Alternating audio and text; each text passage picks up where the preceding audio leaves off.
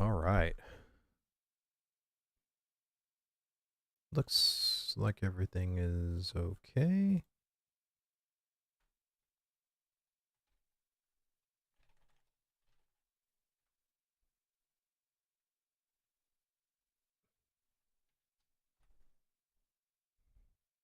I hope everyone is doing well. I'm just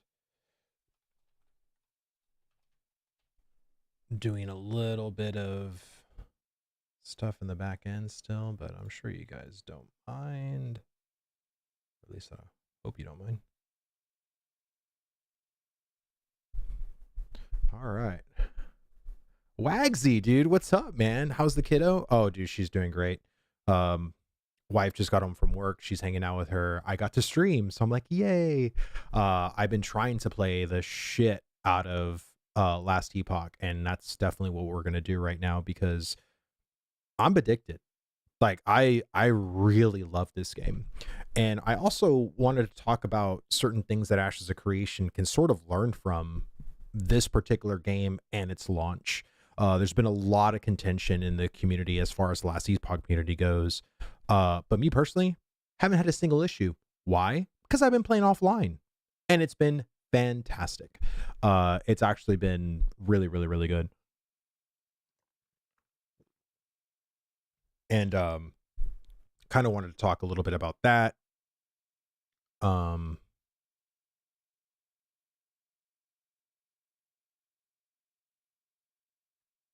talk a bit about what Ashes can do and how ruthless I would say the gaming community is, even on an indie company as 11th Hour Games, the people responsible for the Last Epoch. Um, since Wednesday, their servers have been completely, in some cases, unplayable. And again, this is just my personal, what I believe. And Asmongold said it, and I'm like, yeah. And I'm not trying to echo like, oh, this is, I believe what Asmongold says or whatever, but no, I mean, it's true. Like, I am more forgiving of a company that this is their literal first time releasing a game. And because of that, you know what I mean? Like, I'm willing to be more lenient on certain things, and honestly, server allocation has been something that I feel like I do know nothing of. And what I hate so much is that as, big brained, Reddit user person, I'm going to go and rant about how easy it is to launch a game and why didn't you have the server? Like, why didn't you just pay for more servers, right? I don't think it's that simple, to be honest with you. I think, there is much more to it than just buy more server, get more servers. The hell's going on?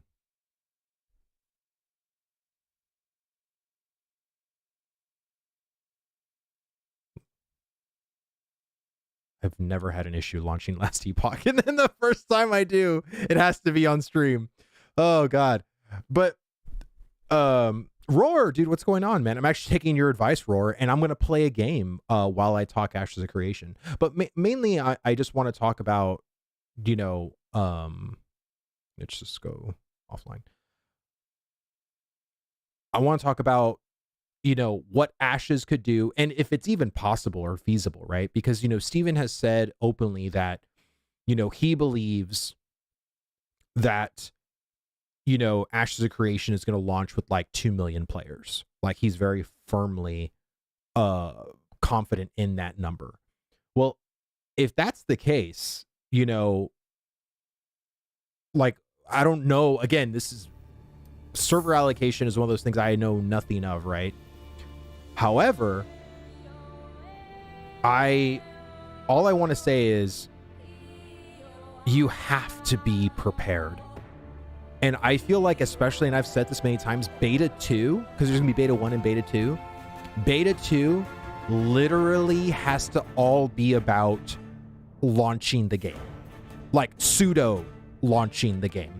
Figure out all the shit that right now the Last Epoch is trying to figure out. because and again, Ashes of Creation isn't going to be available on Steam, which is great. You know what I mean?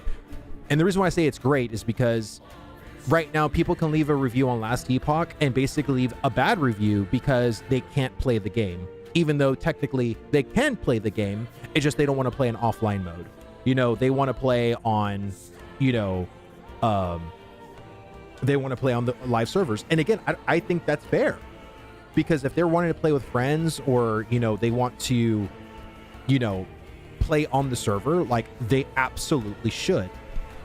But this isn't a multi-billion-dollar company like Blizzard. And Blizzard has had, I don't know, 20-something launches of different titles, expansions, base games. You basically name it, right? So, honestly, for $35, this game is fucking awesome. It is so good. I've been playing the Warlock,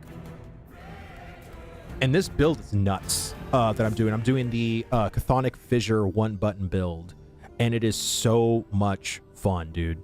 Like, just so much fun. Would you guys prefer my camera on the bottom left or on the top left so you guys can see my health? Or do you think I should make my box smaller?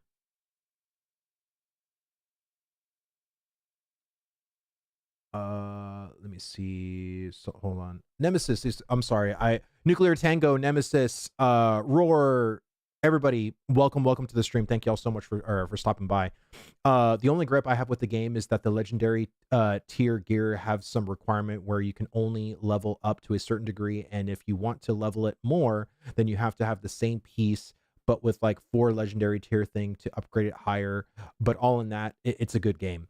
So I haven't really got to the end game per se. Like, I think I'm technically right now in the end game right now, because I am in the end of time, which is their monolith system. This is what you kind of do to kind of get, you know, all of the stuff unlocked for the end game. And I would say this is a way better end game than Diablo 4. Let me just say that right off the cuff. Like, it is way fucking better. I don't give a shit that there's 100 and something dungeons in Diablo 4. You've seen one, you've seen them all. And I've seen so many people say, oh my god, the Last Epoch is so repetitive. Have you not played an ARPG before? It's like ARPGs. That's kind of the definition of an ARPG, is repetition. That's what you do. Basin, what's up, dude? You're looking like a member of D Barrage right now, man. Look, those curls are on point. Just kidding. Yeah, everybody, honestly, every time, because I've worn a hat since my YouTube career, everybody always assumed I was bald. And yeah, like far from it. Like, I have full set of curls, man. Like, it's my natural curls.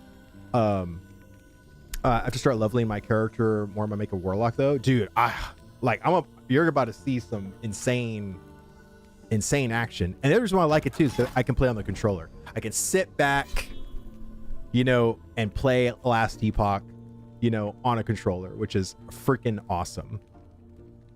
But yeah, I was talking to the people in Suspect about this, right?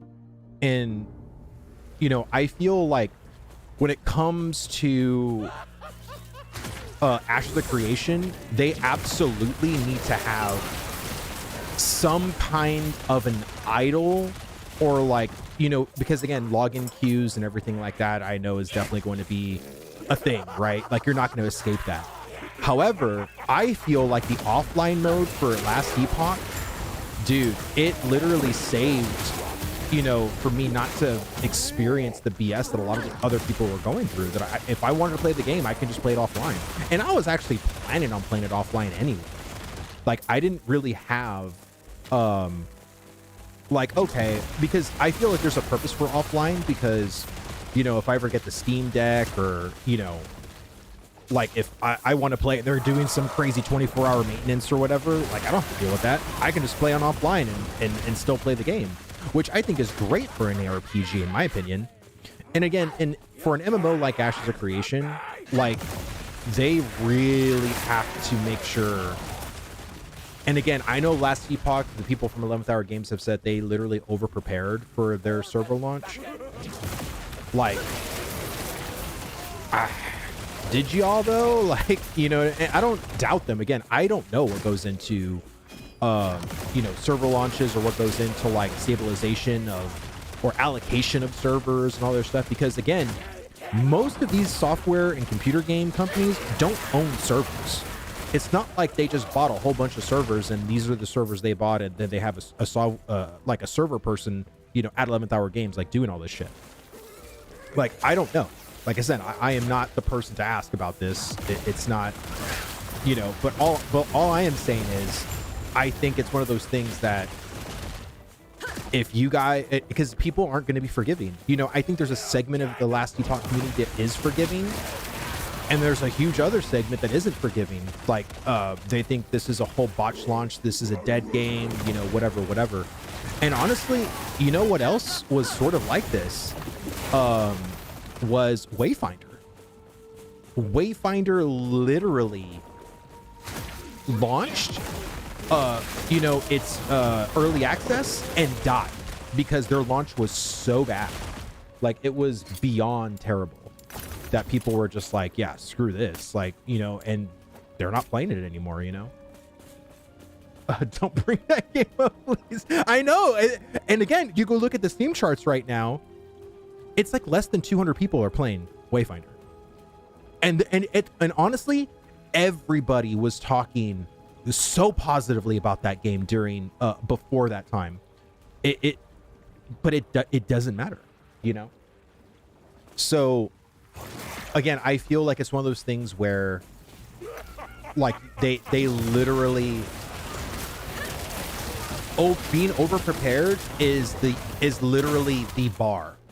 Like it's the minimum standard in launching a game right now, and Intrepid has to be aware of that. Like they literally just have to. So I feel for 11th Hour Games, I haven't had any issues because again, I've been playing totally offline. The only issue I had was a certain quest, but the update, the 1.0.d update fixed my quest bug, and then I was good. You have a place to look at the Warlock Fissure build? Yeah, so this is the build that I'm following. I'll link it to you guys in chat. That's the build that I'm following. Dude, it's so much fun. Okay, so this is the other thing that Ashes of Creation, and I've said this many times before, has to steal from this game. And that is their talent tree system. And I've said this, you know, Chthonic Fissure, you know, this is the ability that I'm mainly using. And well, not mainly, I use two abilities technically. I put down Chthonic Fissure and then I Soul Feast, which Soul Feast is another really cool ability. But basically, the talent system is just so inventive, and the way this particular build works is that this ability triggers this ability, which this ability triggers this ability, and then also this ability. So Chaos Bolts literally does auto casts two other primary abilities off of one ability. So Chthonic Fissure literally launches three other abilities at the same time. It's nasty. It is so much fun. But yeah, the build I have for the game is in Blade Dancer build. Oh, Blade Dancer's a lot of fun. I was playing that before 1.0 launch. That is heavy on crits and bleed and armor piercing. I love it. I don't care if it's meta or not. Dude, yeah. Dude, Rogue was actually a lot of fun. I actually have on the Legacy server, I have like a 60-something Rogue as well there too. Oh yeah, the skills and build classes are really good, no doubt. Yeah, and that's what I mean. Like for Ashes, what I think they need to steal is this web, right? And have it, but again, I'm not saying that this should be the augment tree. This should be the weapon tree in Ashes of Creation. Imagine the center being like a two-handed sword or a staff, a bow, a short bow, long bow, a mace, and you can web out into different ways, right? You can make like an ice mace, a fire bow, a lightning bow, you know, and basically other things to kind of proc your combos and to feed off of other things or whatever. Potentially even having certain things trigger other things, right? And not to the extent of like what I just described, right, with Chthonic Fissure, but you know, in a way that just makes it like a risk reward, right? Because again, all of these abilities, if I were to go through them, aren't all positive. Like some are like what I call like kiss curse. So you have some that put your ability in a positive way, but then also takes away certain aspects of an ability. So it's like, yes, it's making it more powerful, but it's also nerfing it at the same time, right? So I think that's honestly really, really, really freaking good. And it makes the builds a lot of fun to do, and for the experimentation and stuff. Like, that's why I really, really like it. Zilla, no, this is not this is not Ashes of Creation. Sorry to say. Wizzy, so good to see you. But yeah, I just been having a shit ton of fun with this, man. Like, it's just, and this is not even its final form. I have shit gear. I probably should have sold stuff. It's okay. But yeah, I have bad gear right now. I don't even have my resistances capped. I still need my cold resistances up there. But man, I just, and again, I am not an ARPG enjoyer. I actually played Diablo 3, played Diablo 4, I played Wilson, I played Path of Exile. I've tried ARPGs. They just never caught my attention. But this game just does, man. The class design, it's just so good. I think it's ooh, I got a unique. Let me see what that unique is real quick. I just think this is such a great I'm not gonna say it's a great middle ground kind of game, but it's just a game where, oh, it's a belt. Viper Tail. That's definitely for a primalist right there, 100%. That's still good though. Gonna go buy a top hat tonight. What? My goal is to be the next Jalan. Oh God. I don't know why you'd want to do that, but I trust it's for like a meme video or something. Like, but yeah, this game, honestly, like, it's been a lot of fun. I saw Stequino's video on the commissions, you know, and talking to him, you know, on the 1v1 recently. I feel like, you know, the commissions, I'm really curious as to like what they're going to do regarding the system. Melee cold damage.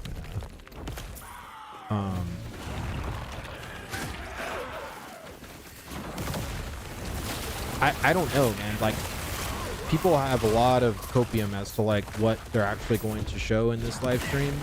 I'm not really expecting anything, to be honest. Like, I'm not trying to set myself up for disappointment or, you know, one way or another. I just, okay, they think this system is enough to talk about for an hour, or to give some kind of a, like a presentation about. Cool. Okay. Haven't had a chance to play since the 1.0 patch. Dude, I would go play offline, man. Like, and again, I do plan to play, I do plan to play online. It's just, I want them to figure out all the bugs and all of the stuff first, you know? Get rid of that.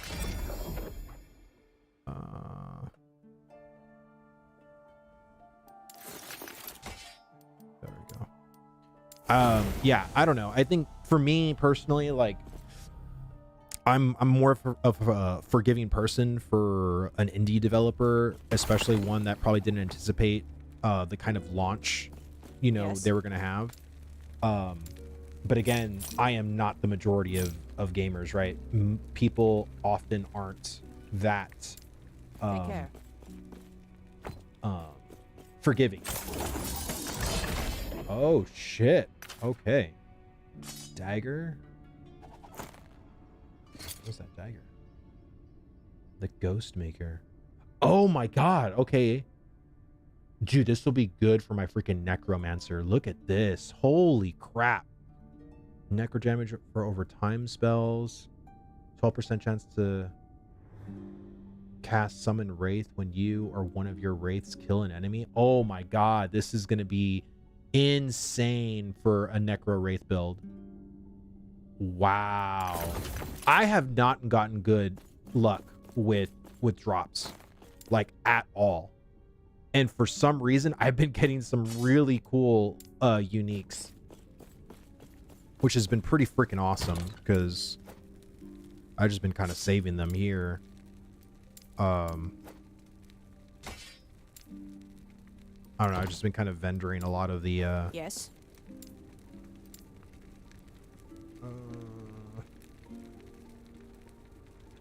Let's see, fire, lightning, mana. Feel like, I don't know, maybe I can get rid of this. Need to find something better though.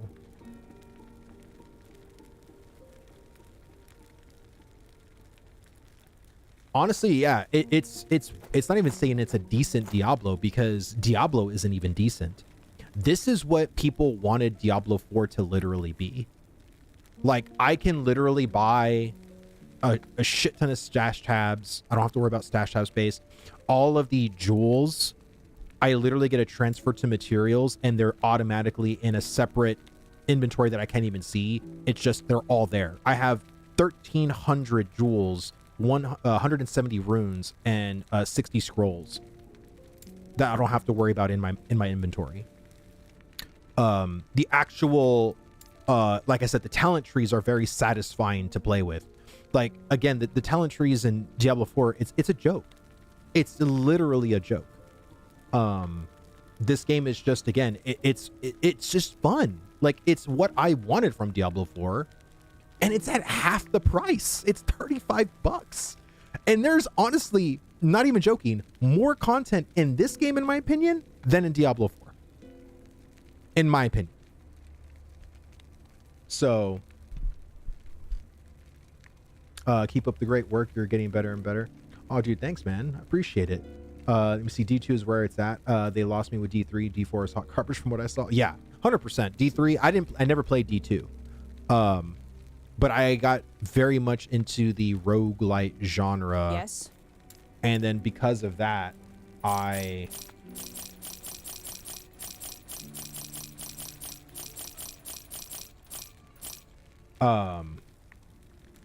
because of that, I just, you know, said, you know what? Like, why do I hate ARPGs and love roguelites when roguelites are literally all about repetition? It's like, so I kind of, but I feel like that really wasn't my issue. My issue is that Path of Exile is way too complicated and Diablo 4 was way too easy. Not easy. It was just way too boring for customization. Like, some of the like the baseline abilities were cool, but how you can customize them or the talent choices and how to customize them were just bland. So I don't know. Like, this game, in my opinion, is just, it's right where it's just right. You know, it's kind of like the whole, it's the porridge is too hot, porridge is too cold. This porridge is literally fire. Like, it's so good. And the abilities are so, like, look at this. Look how awesome that. Did you see anything like that in Diablo 4 that's just as cool as that? Like, I don't think so. Like, the Necromancer in Diablo 4 was, dude, I wish I was playing the Necromancer right now just so y'all can see how good the Necromancer is in this game. It is so good. It's so much fun. The amounts of summons you can have are great, and how you can customize those summons are also really good. Like, it's so much fun. What brings you here?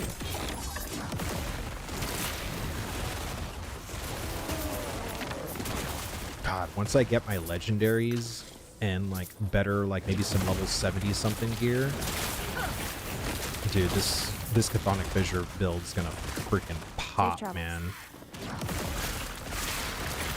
I don't even have like the proper mana regen either, like, because you need a lot of mana regen. As you can see, my mana is like constantly depleting, but it doesn't even matter because they just insta die.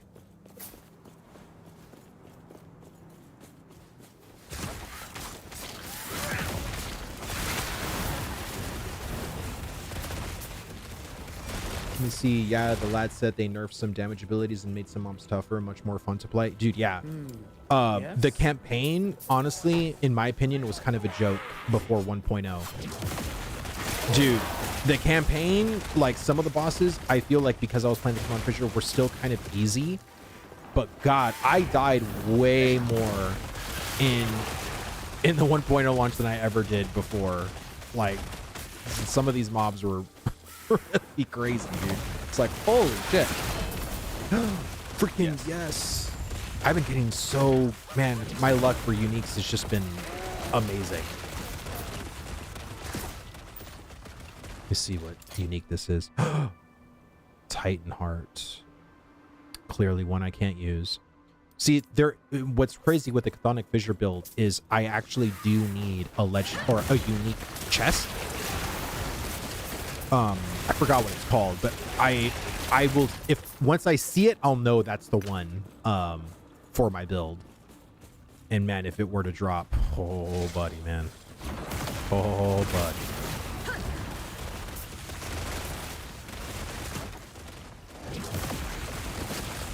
I mean, just look how they just melt, dude. And again, I have shit gear. Like, I don't have great gear.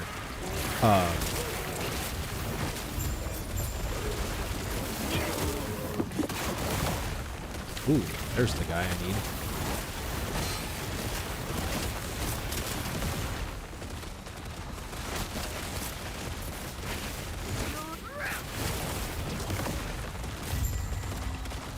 Perfect.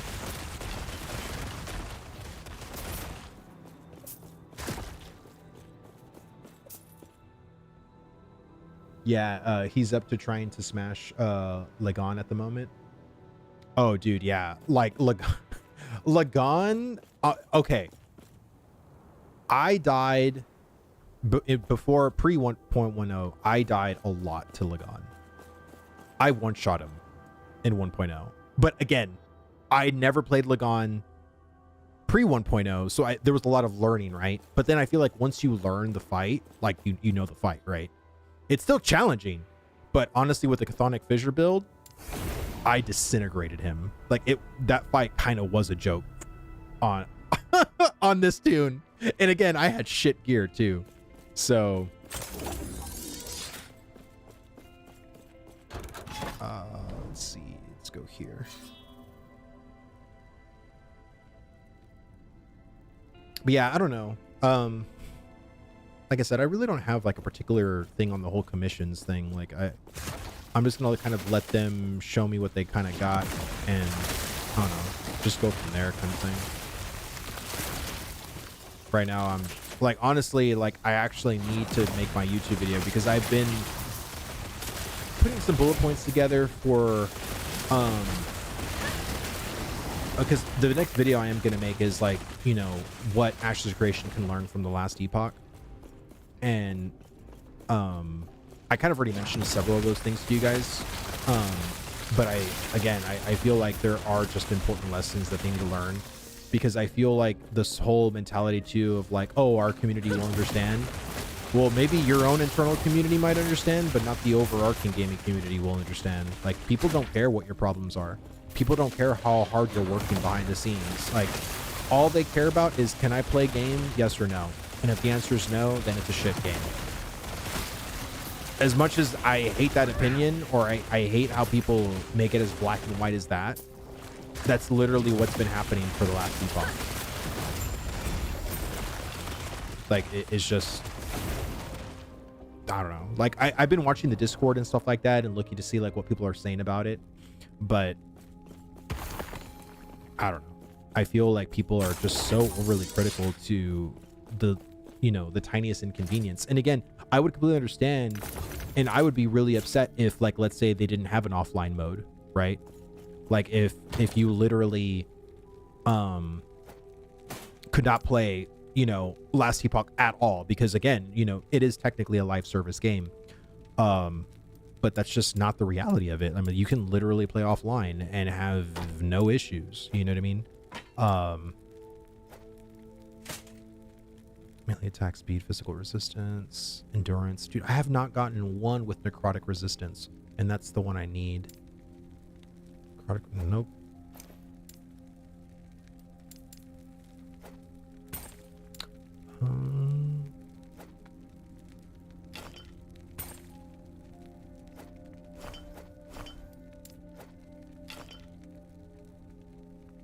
Oh, Soul Feast.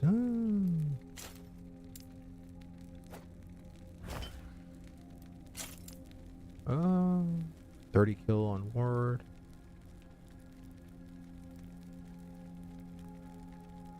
Physical resistance.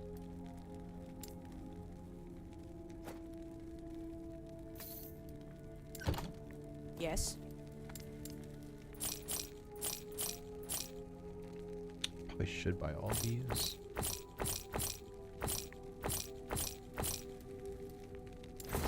Damn. I love that. It's so good. Take care. Like, I feel like this game just respects your time way more, though. Like, and I haven't even done any crafting yet on stream. I mean, the crafting, too, is actually really cool. I just feel like I don't want to waste any of my materials right now. I'm just trying to acquire as many materials as I can, so that way I can level 69. Let's go. Ooh.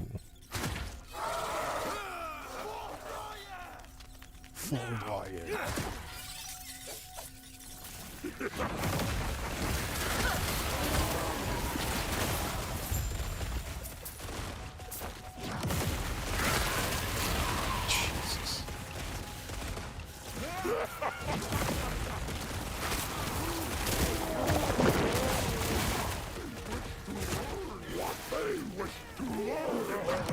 There we go. Let it all die. Look at that. I can just stand in the bad. Because again, Soul Feast, the other cool thing about that ability is it's basically kind of an attack and also a defense. And then Chthonic Fissure also has a lot of defense too. And then my base Warlock talent tree, I am more spec'd for defense as well. So it's just so freaking good, man.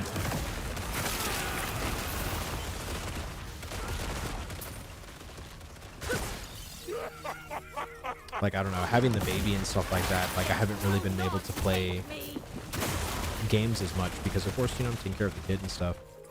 So it's just nice when I can actually play, and I think that's why my content creation is also slowed down a lot too, because when I'm on the computer, like, I don't want to feel like I'm working.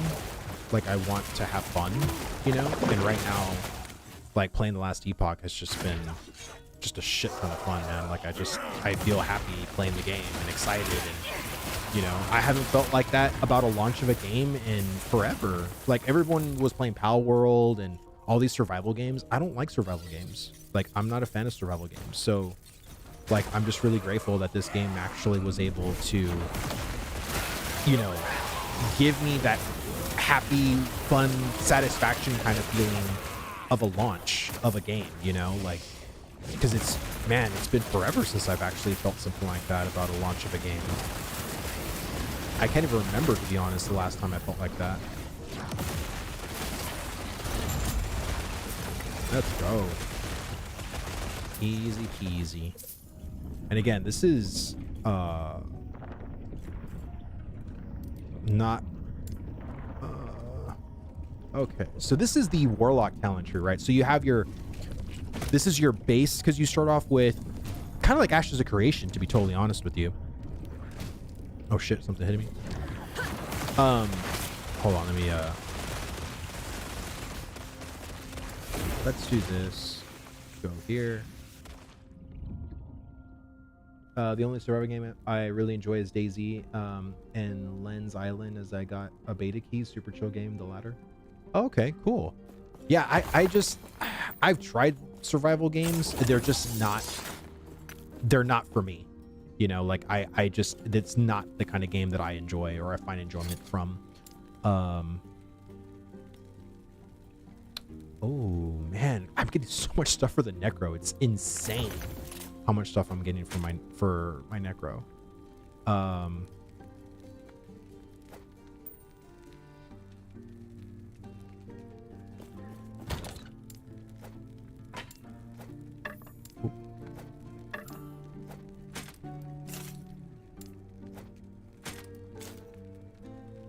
There we go. Yeah.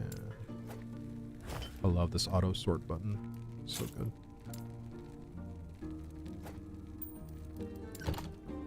Okay. So this is the base talent tree that you get for last Epoch, right? So you have like Acolyte, you have Rogue, you have Druid, you have Sentinel, and Necromancer. You have 5. And then they kind of, or not Necromancer, I said Acolyte, Rogue. I don't know. You have 5 freaking classes, but then each class has 3 masteries. And for the Acolyte, you have the Necromancer, the Warlock, and the Lich. The Warlock is the brand new one for 1.0. So I played the Necromancer pre 1.0, which is a shit ton of fun. And then, of course, whenever you get your mastery, then you have a bigger tree that is more in line with, you know, your other abilities and stuff like that. And so, might point into there because I want to get this right here. And I'm going to end up having to put 90 points in this tree. But yeah, there's a lot of just really, really cool abilities in here. Like, I don't know. I'm not really trying to sell you guys on this game either. If I feel like if you were going to play it, you probably would have already got it by now. But I definitely would recommend it, man. If you're just a fan, like even a light fan of ARPGs, because then again, I am not a fan of ARPGs and I bought this game and I'm loving it. So it's like, I think if you're just even just a normal fan of ARPGs, I think you'll enjoy the shit out of this game personally. Ooh, okay. 2 intelligence ward, no.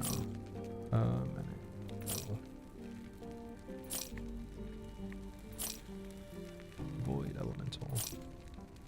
Yes. Take care. Okay. And again, I had my stash tabs are so ugly in here. I had them so pretty in the legacy server because I'm very OCD. I just try not to even spend much time in it because it just annoys me. Rare amulet. And this is what I like too about the dungeons, right? Is that you can actually kind of target farm like certain kind of rewards and stuff, right? But really the whole point of the monolith system is, so as you keep going, so once you get here, it opens up, it reveals more nodes like down here, which is really cool. But the whole point is to do the quest echoes.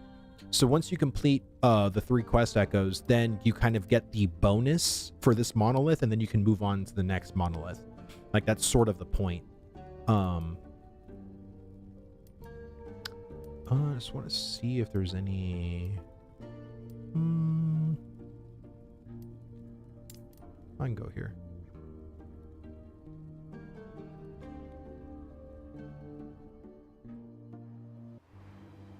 Yeah, Conan Exiles is very good, to be honest.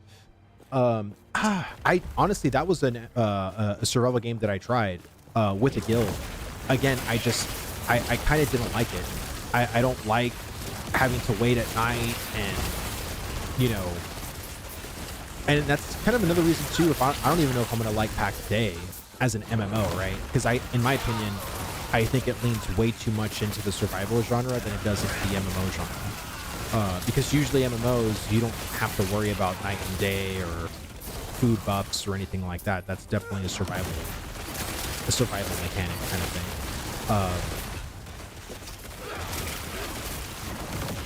PAX Day's gonna be pay to win. What? When did that happen? You know, honestly, I'm gonna be honest with you because I've been such, you know, so Ashes pill lately. Like, I don't really keep up with other MMOs in that way. Like, I just, you know, if it's secondhand information or whatever, like that's more or less like what I'll hear. But I did hear that they were going to do sort of like a WoW token or something stupid like that in PAX Day. Is that true? I don't know. My whole thing is that's why I really don't care what other MMOs are out, because I kind of have all my investment into Ashes, so that's why I'm a content creator, and that's why I believe in the game.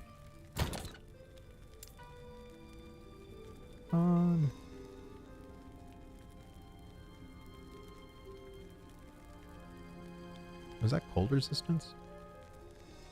Well, it's only 13%. The only survival game I'm playing right now is Nightingale, but yeah, even though it has its problems, early access game, it is a good game. Yeah, I heard about that. I heard that people were saying if you want to play a survival game, play oh my god, not Nightingale, the other Enshrouded. So, but again, I am not a survival person, you know what I mean? So it's like, for me, I don't like talking shit about games, you know. It's like, if it's not for me, it's not for me, right? It's for other people. Take care.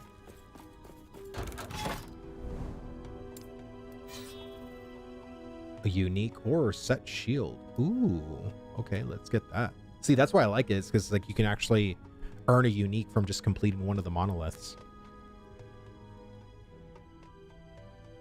I really need to get cold resist up, man.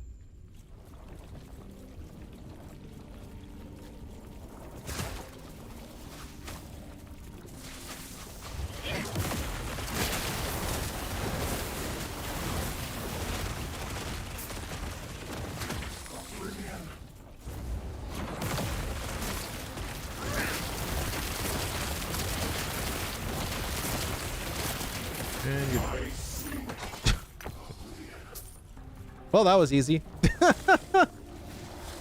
That's the one thing too, is like and again, these are sort of like the leveling things that you do, but I would be very curious, and this is why I really like this game at a foundational level, is that people say that this game's way too easy.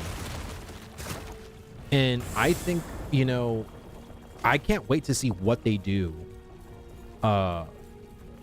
in the future, because people are comparing this game to to the Path of Exile.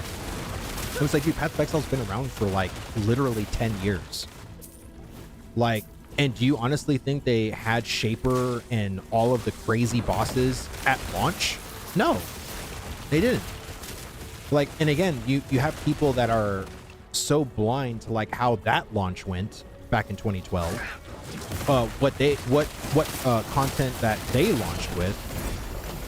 And, you know, it's again, it's kind of par for the course kind of thing. You know what I mean? It's like, again, and Path of Exile is a good game in what it does.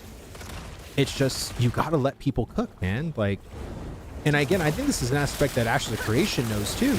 You know what I mean? They know they're competing with MMOs that have been around for, you know, 10, 15 years plus. So that's why they're taking as long as they are, because they want to make sure that they're launching with content that is, not saying in line with 10 years worth of content, because that's, I think, very, very, very unrealistic. But I think they want to launch with more content than what the MMO community is traditionally used to.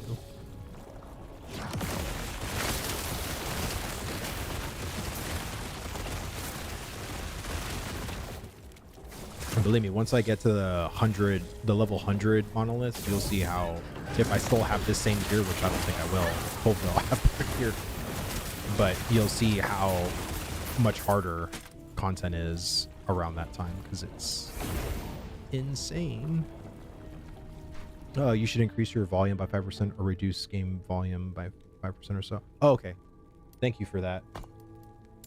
I'll reduce master volume.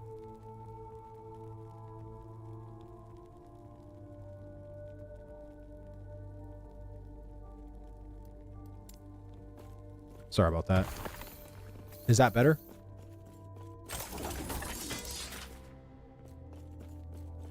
Is my, like, when y'all are watching me play Last Epoch, is it smooth or does it look like screen Terry? Because the way it looks on my OBS is it doesn't look smooth. Smooth to me? Oh, okay. Well, as long, I don't care how it looks for me, as long as it's smooth for you guys.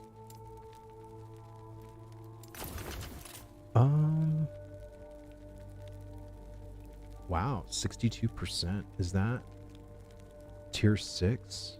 Oh, and it's on the low side. Well, that's still really good.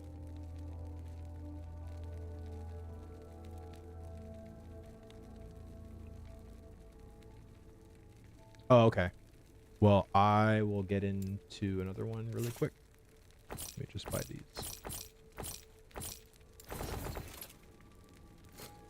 Take care. Here we go.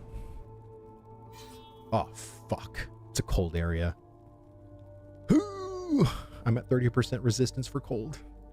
I should be at max. I should be at like 75. Oh. Oh. You guys don't see me. I'm invisible. All right, is that volume better?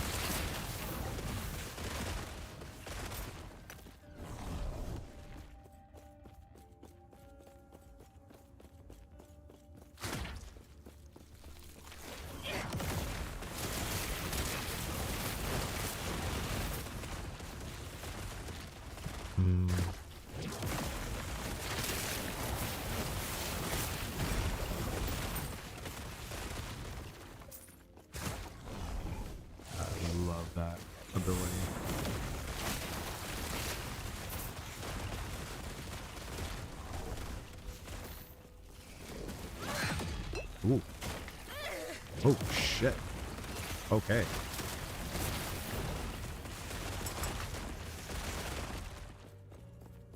Oh, okay. Good.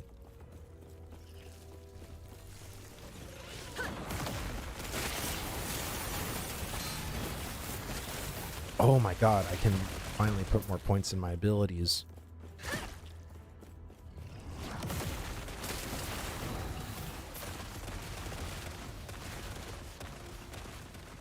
Okay.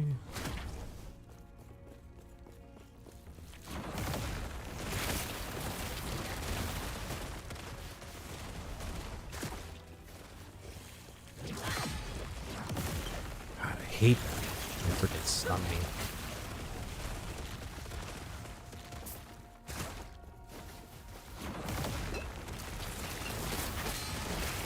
Oh, shoot.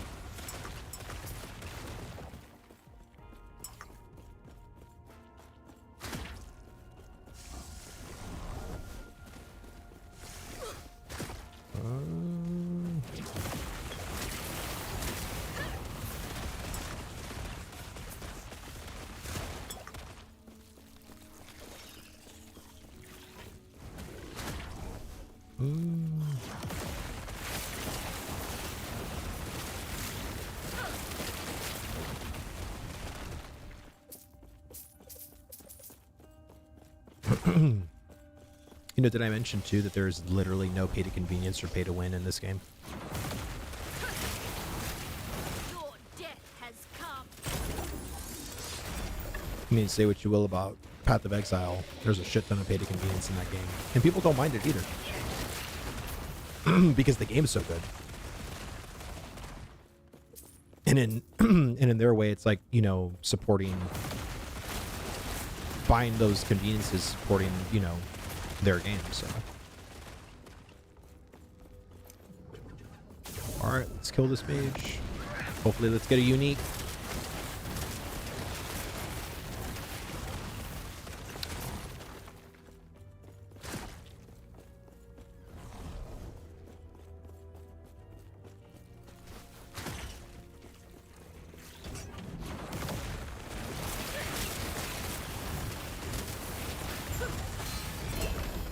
Ooh, yeah. And then I'm going to get another unique whenever I get my rewards. That's awesome.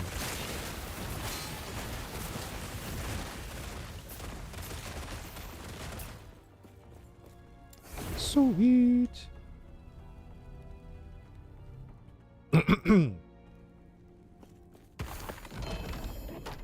Oh, it wasn't a unique, it was a set piece. Dang, 75 fire resistance? Holy God. 1% melee poison chance per 1% uncapped fire resistance. Wow, that's going to be a unique thing. Frozen light. Oh, that's clearly for the Lich. Minion steal more cold necrotic damage when a minion dies against attack vengeance. Interesting.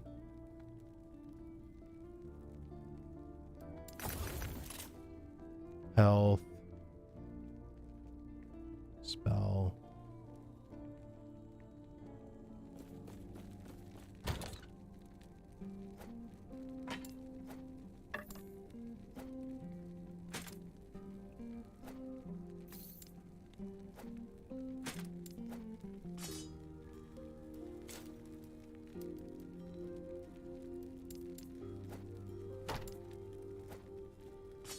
There we go.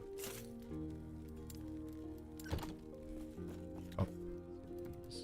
Chthonic Fissure. Got 5 into these. Let me look at the build guide real quick. Skills, Chthonic Fissure.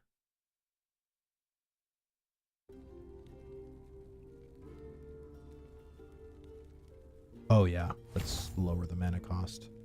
Heck yeah, I need to put another point in here.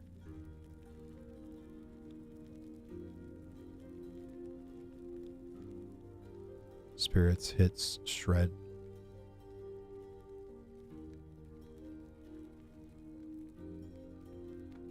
Yeah, I'd rather have the mana cost be lower. And then it goes there, and then I put a point in there, and then here, Chaos Bolt.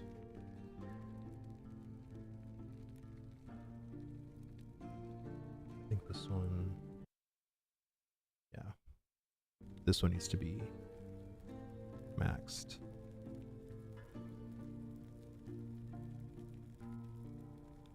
Just get that 100%.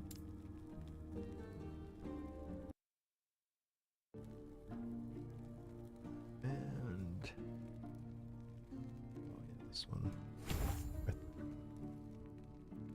I think.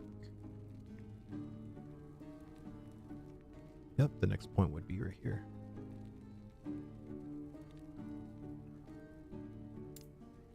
Beast.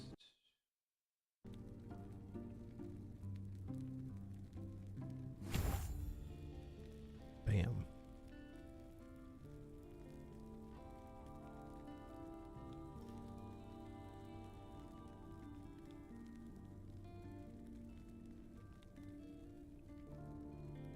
I go there, 3, 3, it's 5.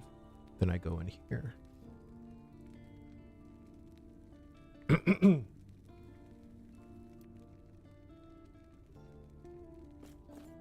Alright, am I gonna get a... Ooh, let's freaking go. Of course, non-alkalite. This is a freaking void guy. Void warrior or whatever. Alright. Oh, wrong one.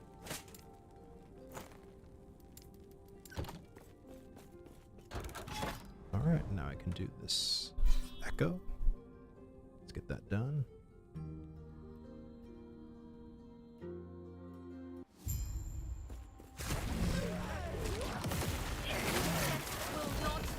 Holy shit, dude, I've been getting so lucky. Man, because I was not anywhere near this lucky with on the legacy server pre 1.0. Like, I just... You cannot hide. It's so crazy. Like, I've actually put in 100 hours in this game already. Like, I have not put in that many hours, even into the roguelike games that I was playing a lot. And I was loving those games too. It's just, you know, this just has way more depth to it. And to be able to see some of the crazy, you know, uniques and stuff like that, and the kind of interactions you could have, like, you know, at the end game. Like, I've never had a level 100 character in this game. I have, on the Legacy server, I have a level 89 Necro.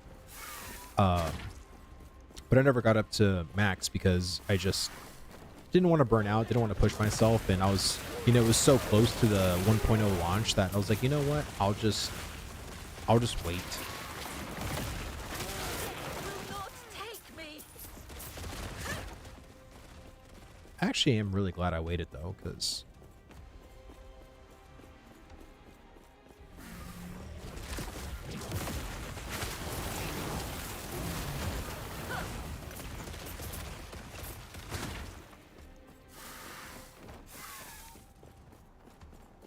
about to be level 70.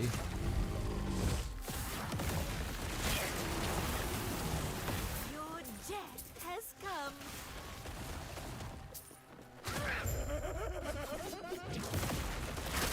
Ooh, that's a boss. I was like, I can't push you.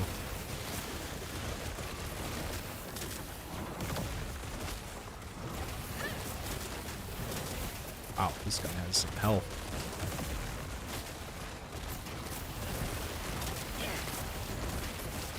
Oh god, that scared the shit out of me.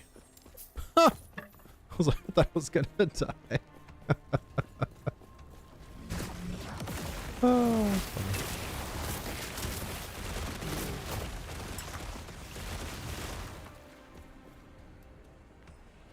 All right.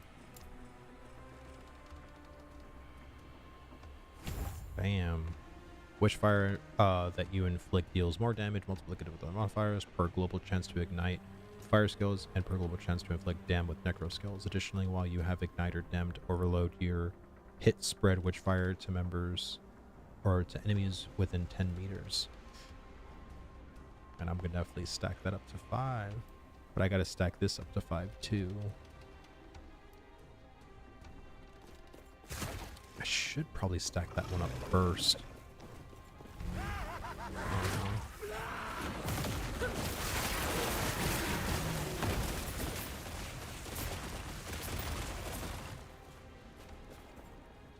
All right, let's go. Me, Matt, dude, what's up? Well, time to feed the ARP itch and re-download the game. I'm addicted to just watching. Dude, me, Matt, the Necro. That's the one I played pre 1.0 for last Epoch. This Necro, or the Necro in this game, is the best feeling Necromancer I've ever played in an ARPG. Like, it is so fun. Like, oh, yeah, you need to re-download it. You need to go play it, dude. There we go. Yeah, me too. Yeah, 100%, dude. Like, again, there's just so much inspiration that I feel like Ashes could take from their talent system and how, you know, they cross-pollinate between, you know, skills and, you know, kind of kiss curse kind of things too. Like, I think Last Epoch did a fantastic job making impactful decision making while also keeping it really freaking fun at the same time.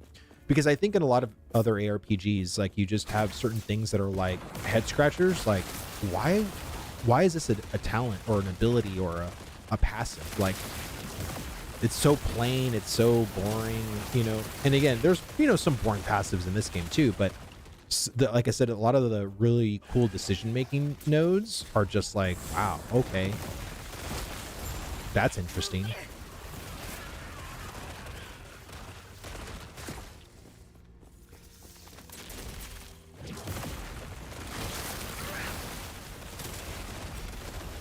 Oh god, did I get a unique? Oh, I thought it was just a key. But yeah, right now, me Matt, I'm playing the Warlock, the new Warlock for 1.0, and I have to say it is so good. Chthonic Fissure is awesome, and this is just one way to play Chthonic Fissure. There's like 4 ways or 5 ways to like, I mean, probably not even that. There's probably more than that, but like, you can manipulate Chthonic Fissure in some amazing ways that just, again, expounds the game in crazy, crazy, crazy ways.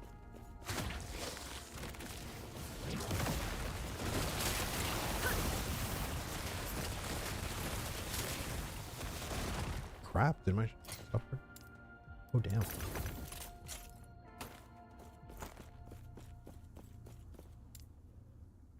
Cold damage. Crit. Can I just get like a tier 6 of necrotic resist, please? Like, that'd be great.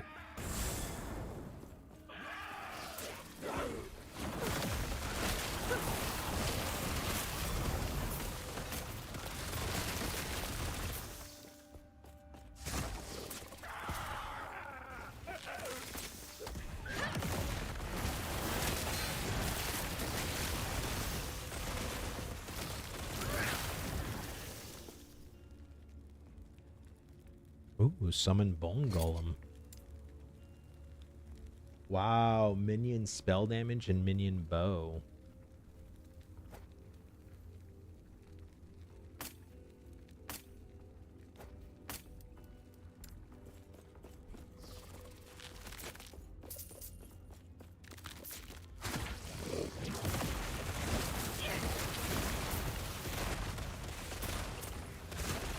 Let's go.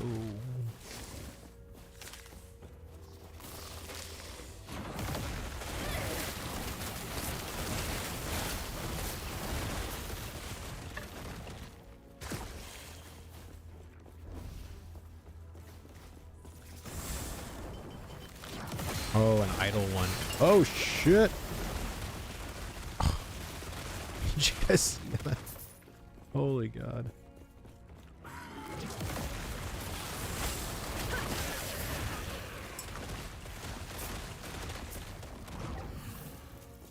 Oh, I thought those were enemies.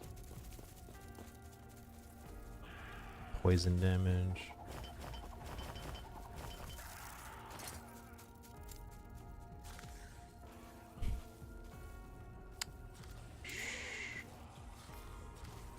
Hold resistant.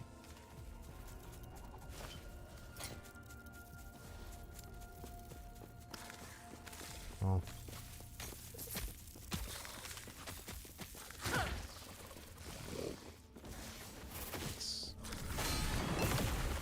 Your death has come.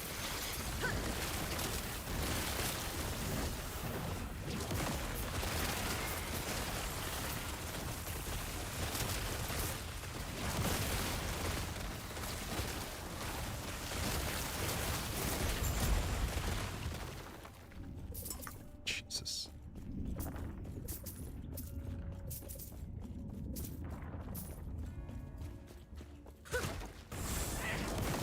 Oh my God, more idols?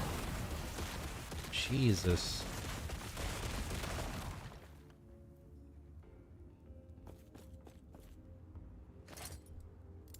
Okay, well, I'll get more. Gets me high for Ash's potential.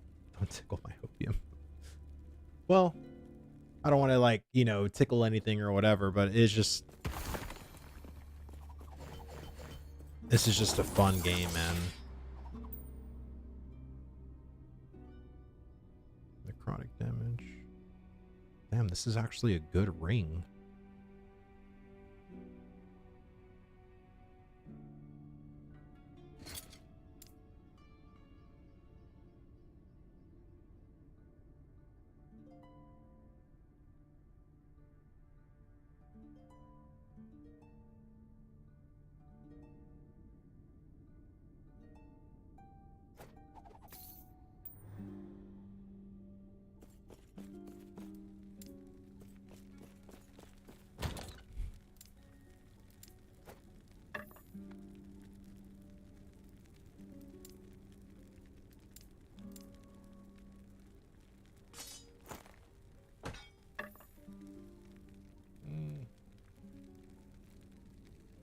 53 damage over time, 41 spell damage, 20% spell damage.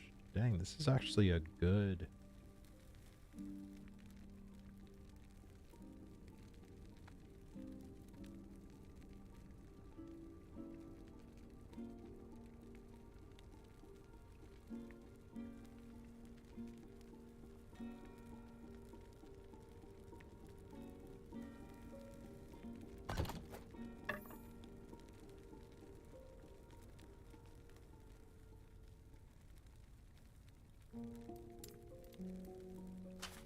I'm gonna take a chance.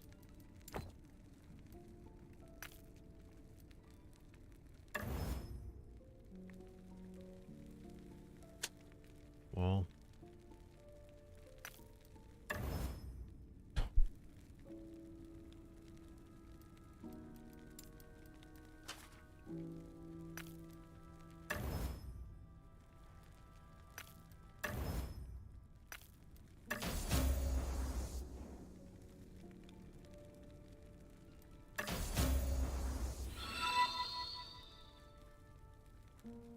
Snickers, dude, what's up, man? Thank you so much for the sub, man.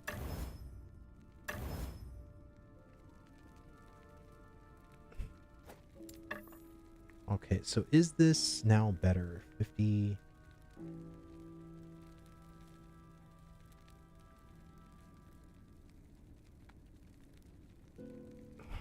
It's so hard to fucking tell.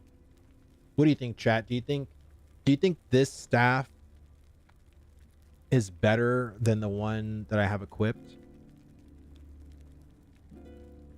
And again, I'm focusing on intellect, damage over time, necrotic damage. Like...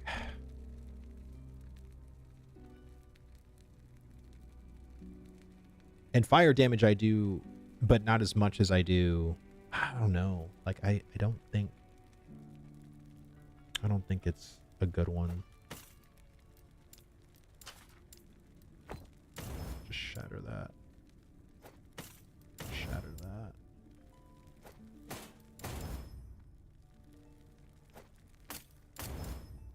Just want to build up all of my... Dude, I had like 3,000 or 4,000 runes.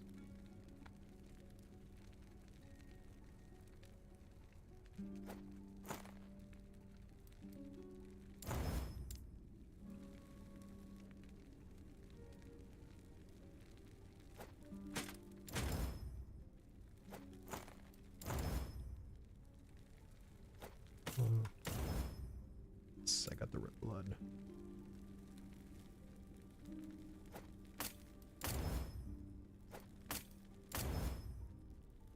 Ah, didn't get that one.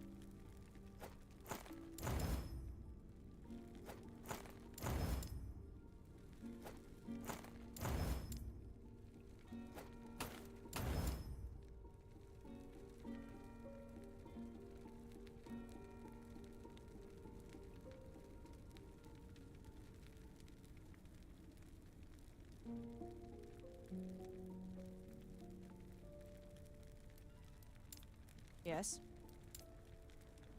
Okay, there we go. Like these.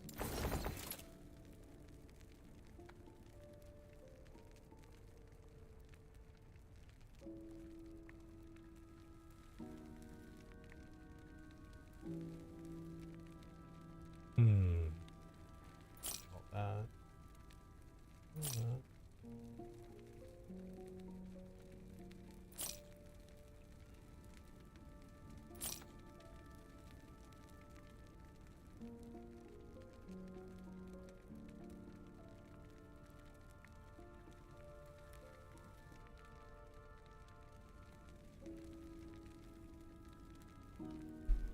That's my physical.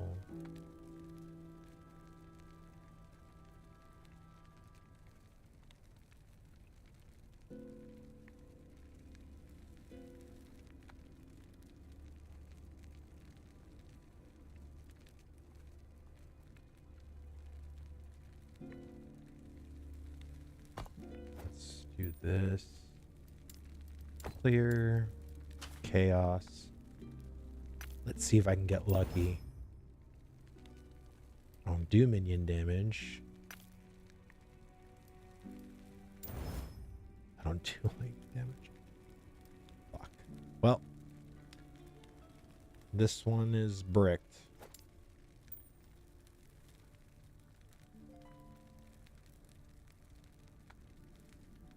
This one is so good.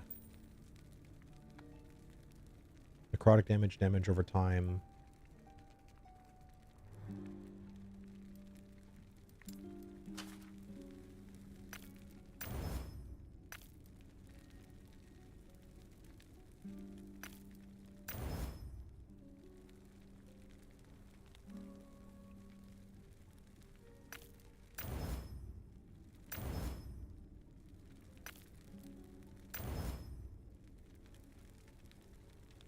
That one actually did pretty well.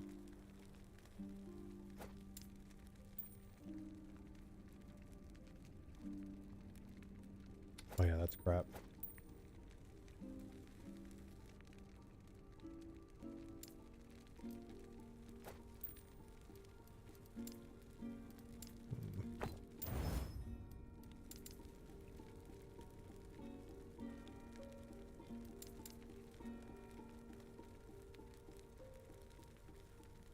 Let's do this.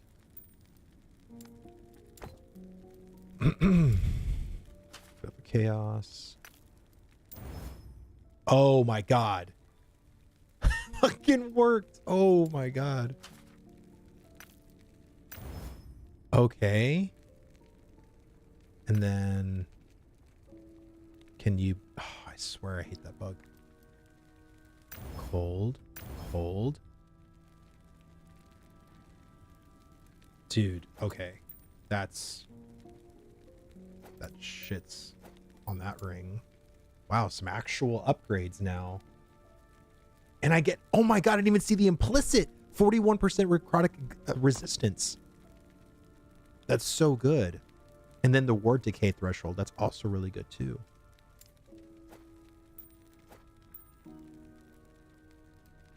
Put those. All right.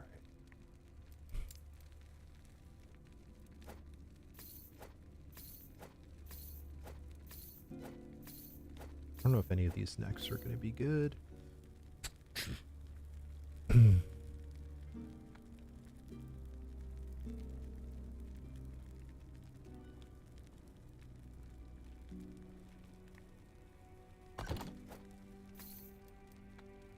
see, necrotic damage.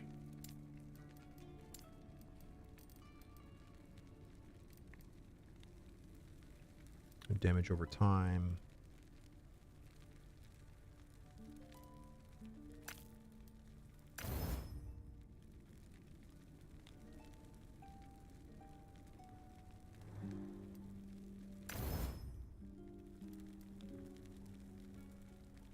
Then void. Oh, shit.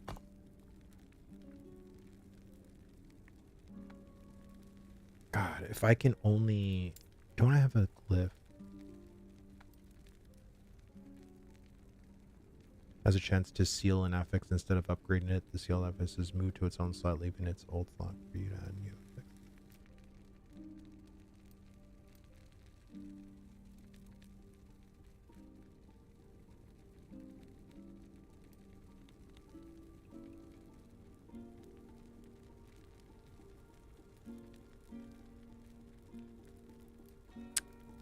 Think I'm going to chance it. Do chaos. God, if it can do cold. Chance to ignite on hit.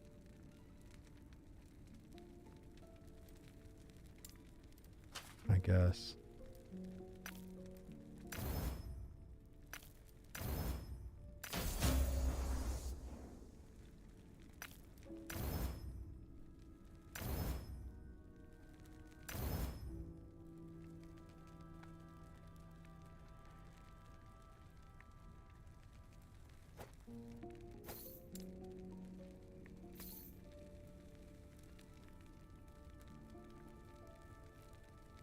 Also, what's up with your hair? I'm relaxing. Okay. This is casual Vladis. This is me on a Saturday playing a game. You know, I wear the hat because it's just kind of like a thing I've been doing, you know, for my YouTube stuff and my, I don't know, like I don't wear the hat all the time. I'm just chilling.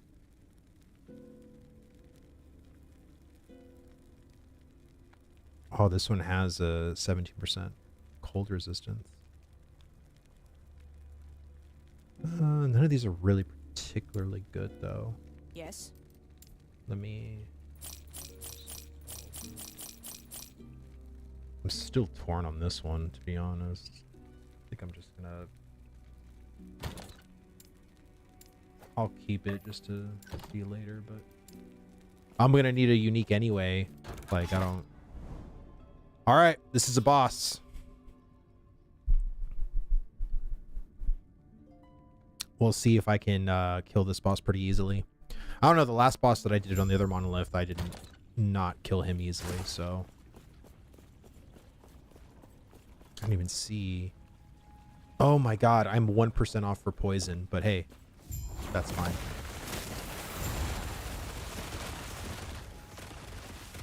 Let me wait till my mana gets up.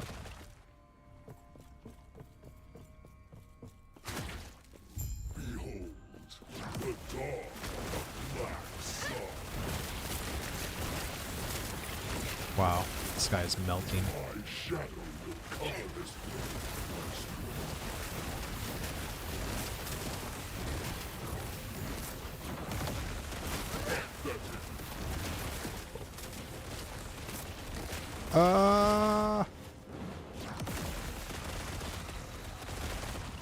My vengeance will be paid in ash.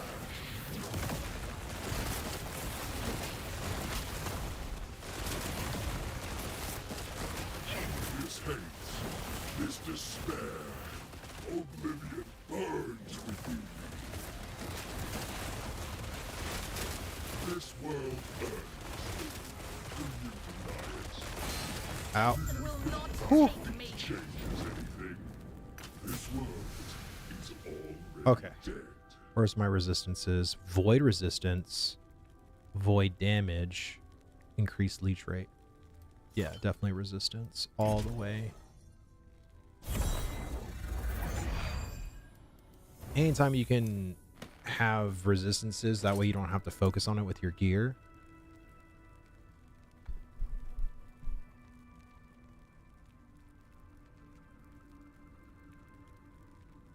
Increased time rot. Slow. Against all resistances for damage over time.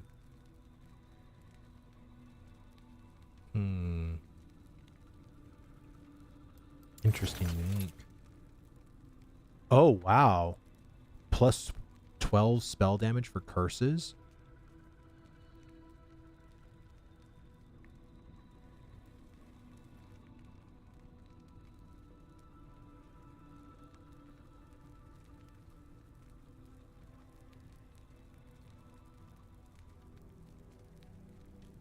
Let's play with this one.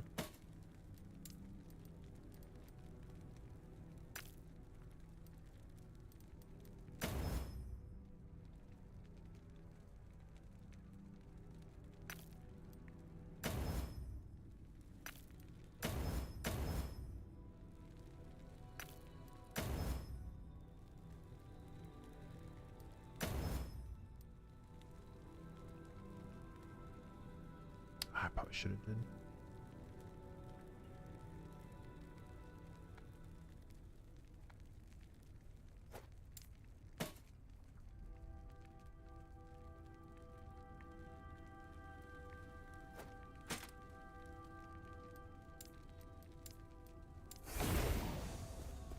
All right, there we go.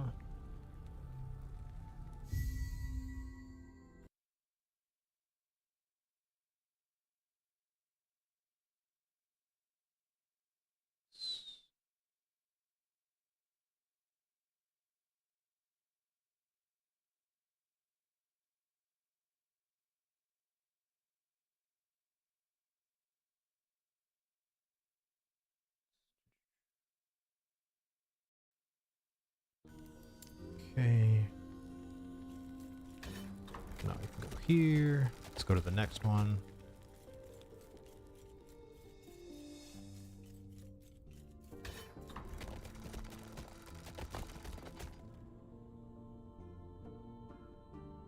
Ooh, level 75. Let's go to this one first. Let's complete the level 70 stuff. I mean, you do both anyway, but might as well start here. And all right.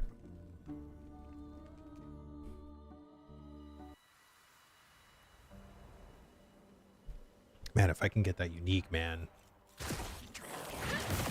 stuff is gonna get ridiculous.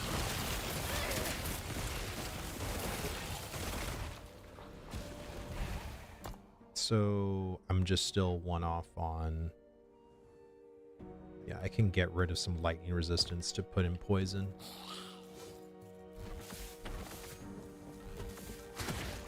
But it's only 1% off, so it's not too big of a deal.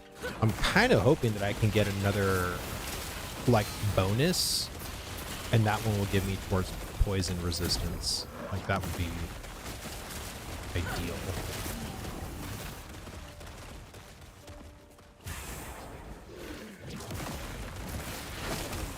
Your death has come.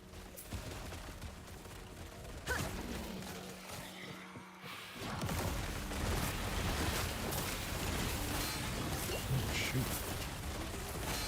It's because that guy's a cold. Well, it shouldn't matter now. I have.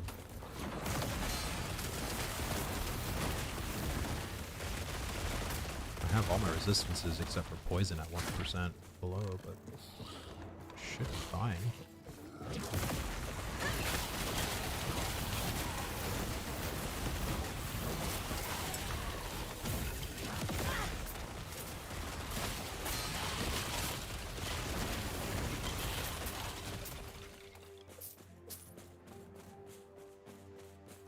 All right.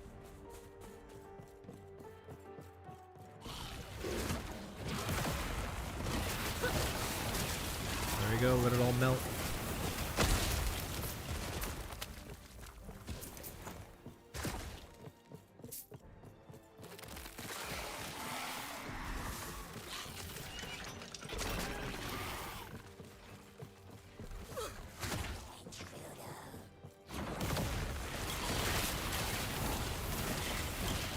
Hither before me.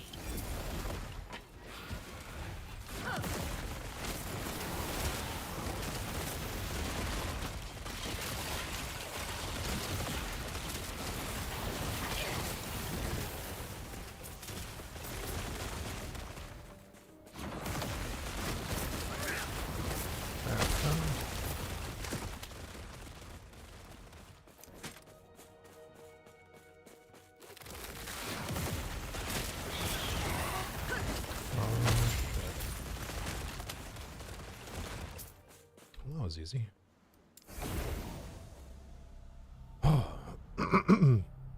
Wonder how long I'm gonna be able to play. My wife's probably gonna text me and be like, "All right, it's enough. Come back." Be like, "Okay." Oh, parry chance, melee attack speed.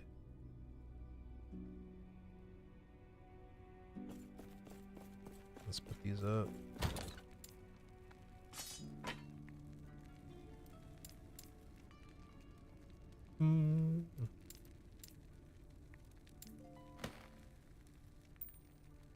Wait. 200% increased minion health? Jesus.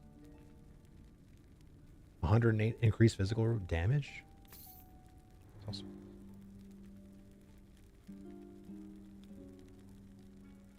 Physical minion.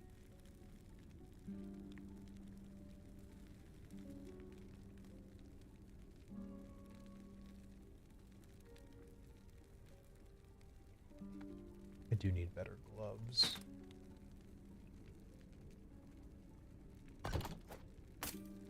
Alright, let's shatter that. Shatter that.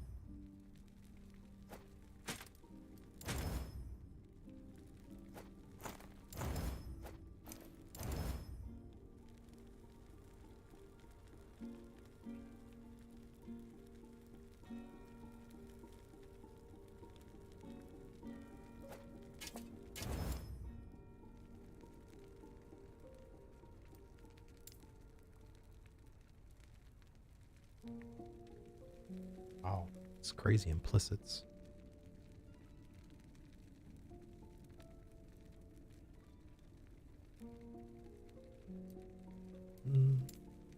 Yes.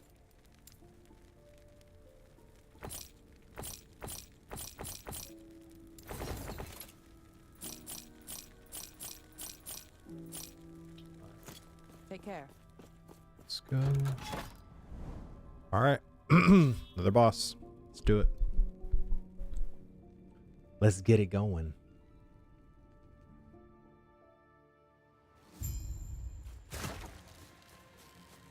I'm really curious as to like what kind of design philosophy they're going to go with, like, because Shaper, I mean, man, like Path of Exile, some of the boss designs were crazy. Like, you know, so I'm really curious as to like what kind of potential is going to end up being with this game, like in the future, because I think they got such a great philosophy on like class design, and I can't wait to see like what other masteries they end up choosing to add, or, you know, what kind of bosses they end up coming up with. Like,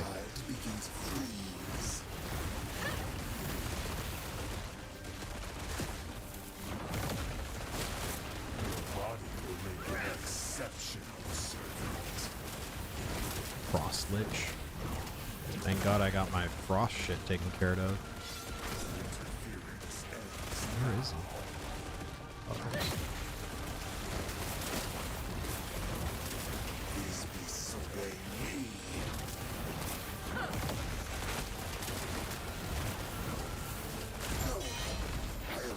Let's go.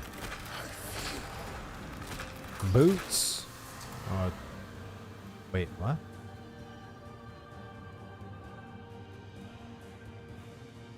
%, of current health lost per second. Oh, and then award. You are chilled every 3 seconds.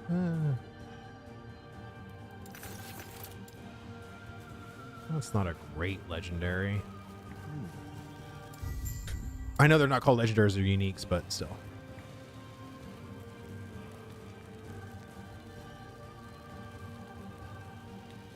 So there's a lot going on that screen. Yeah, Chthonic Fissure is definitely crazy. Ooh, God. Well, I don't need maces. I technically don't need scepters. I mean, this is kind of...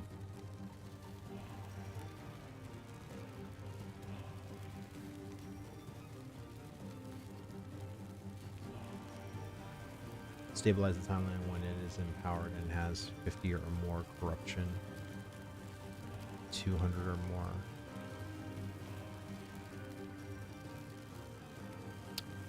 Well, I guess I'll put scepters, because there's certain scepters that...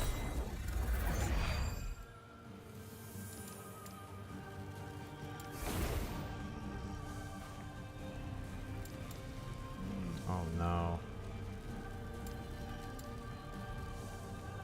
Oh. I was like, God. Yeah, there is definitely a lot going on. Okay, let's, now that I got that one. Okay. Level 75. So this shit's gonna start getting crazier.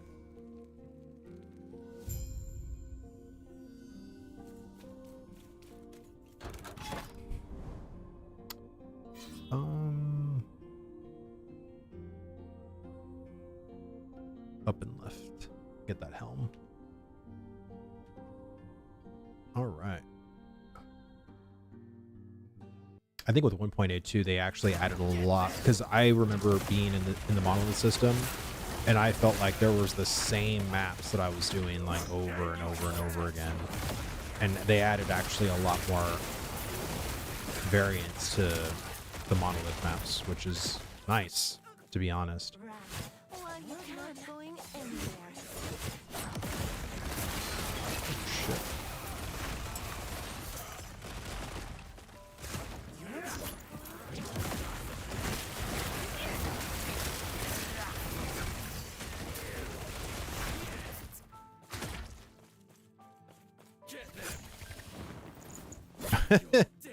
Yeah, they definitely can.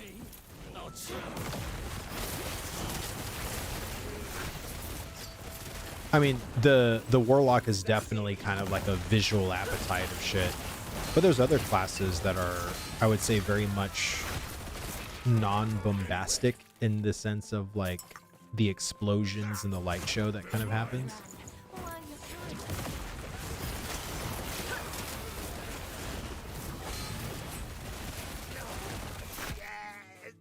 I love it. Like, I don't know, now that I'm streaming and actually playing, like, I'm gonna need a better graphics card.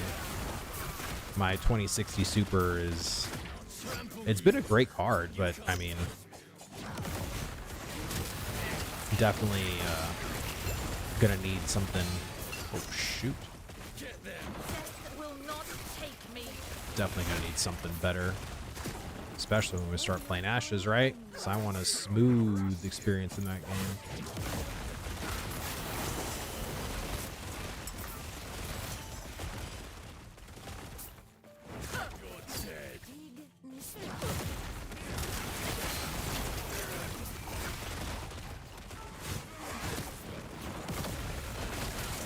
Oh my god, it's a two-handed staff.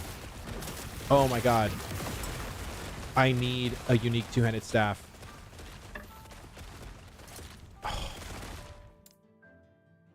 It's not the staff. Because I know the photo of the staff. I know the picture of the staff. And it's not the staff I need. Always gotta debate me that way.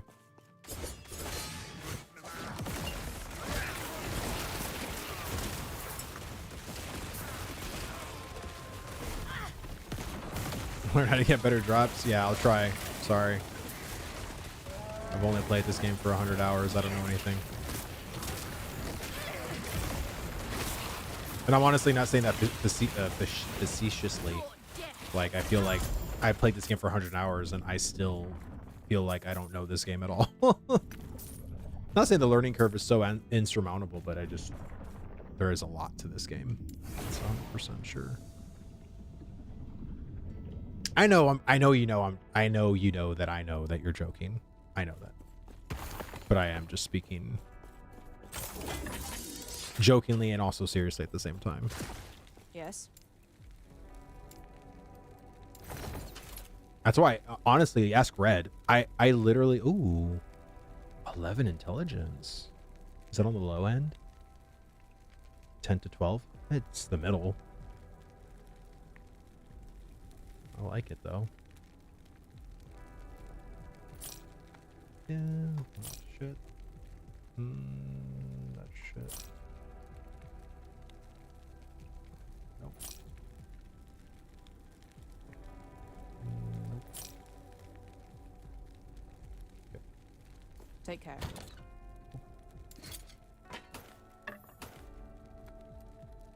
Like I said, I'm not organizing it at all, Yes. so I'm just throwing shit in there and worrying about it later. Take care. Okay.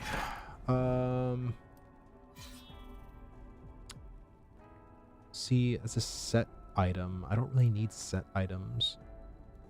I mean, set items are cool, but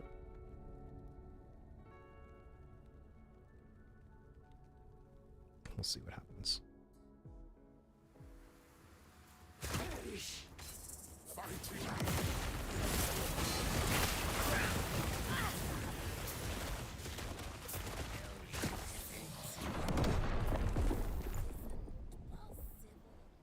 A melee attack? One melee attack? What? I am resistant, like full cap physical resistance.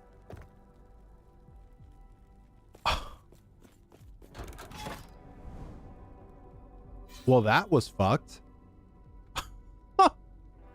Jesus. Oh, and for those of you that don't know, whenever you die in this monolith, the bonus rewards are gone once you die. So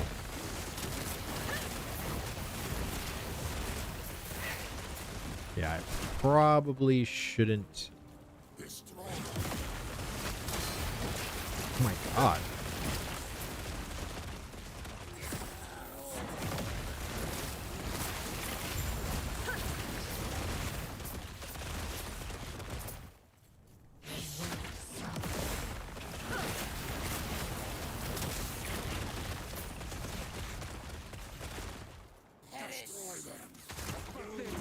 Oh God.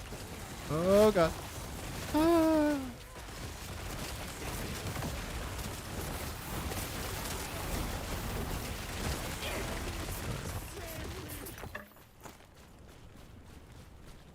No, that was probably more crazy than I let it on to be.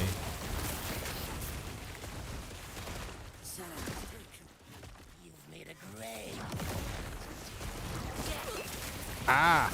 Wow, that ripped. Jesus. Holy screen tear, Batman. You dare to stand. Oh God. What the hell is happening?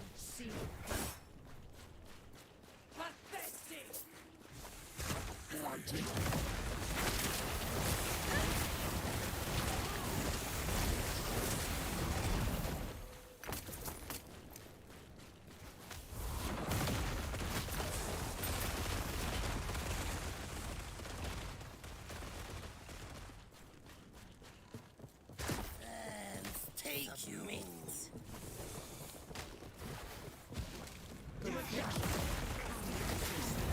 It's like I was doing fine, and now it's like my computer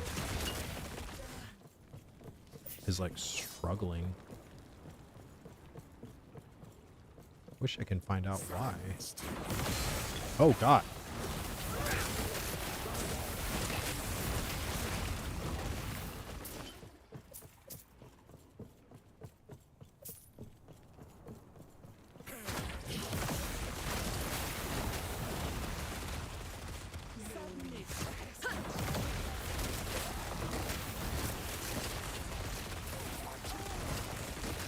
God, I might have to turn down the graphical fidelity or something. This is ridiculous. Ugh.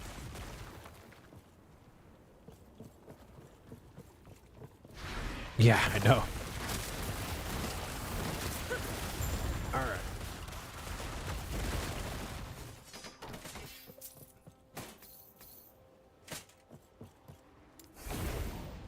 Yeah, I'm gonna probably turn down the graphic fidelity. 'Cause I don't know what the hell is going on.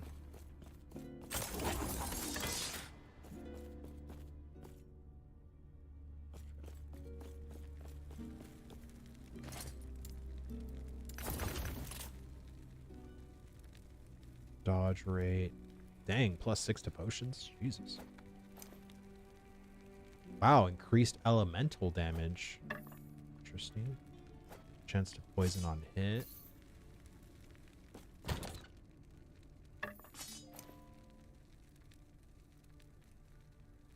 For rank 2.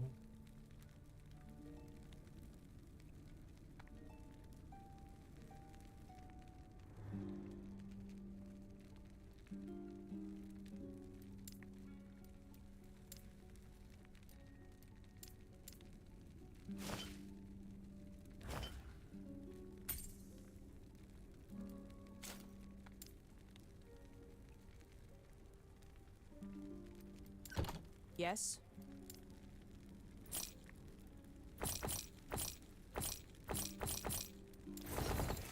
Okay. Shit. Crap. Crap. Crap.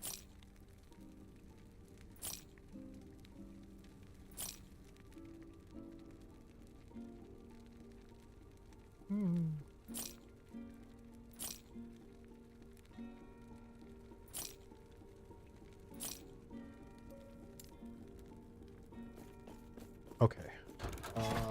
Settings. Graphics. Just set it at medium.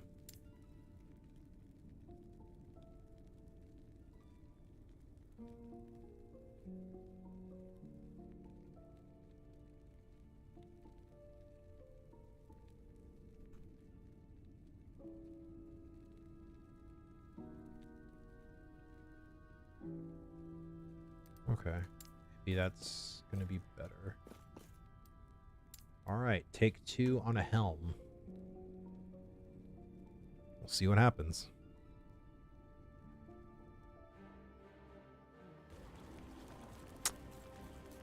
Okay.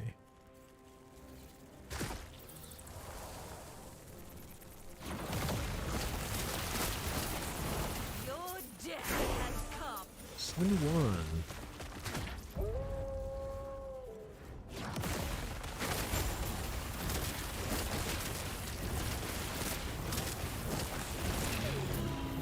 There we go.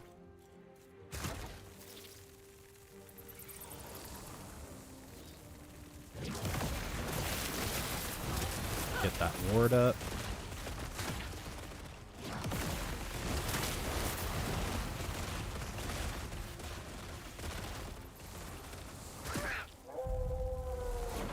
Oh god. Your death has come. Yeah, I think that's better. It's not as laggy anymore, right? At least it isn't for me.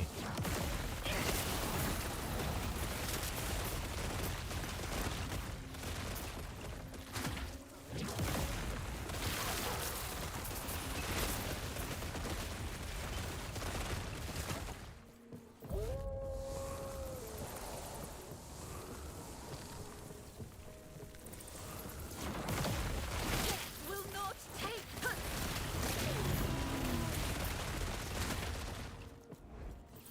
All right.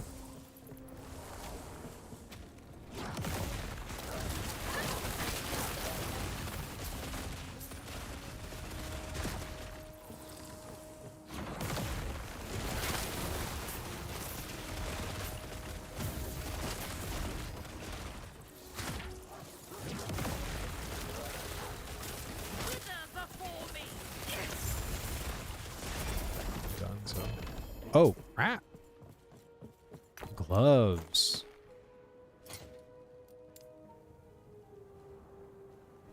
Ah, for the Sork.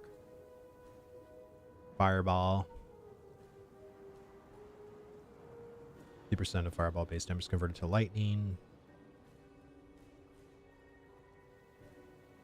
Wow. Definitely for lightning Sork.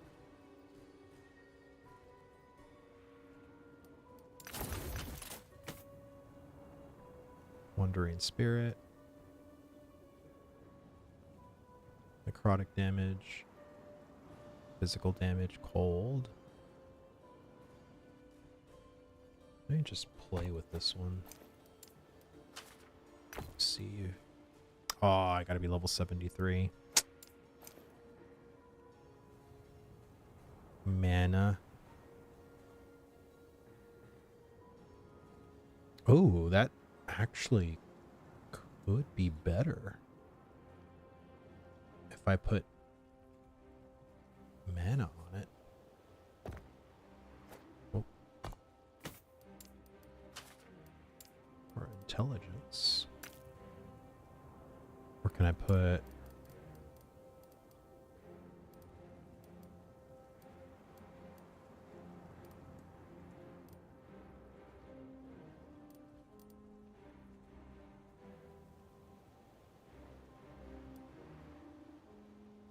Ooh, adds spirit frequency of chthonic fissure. I only have one of those.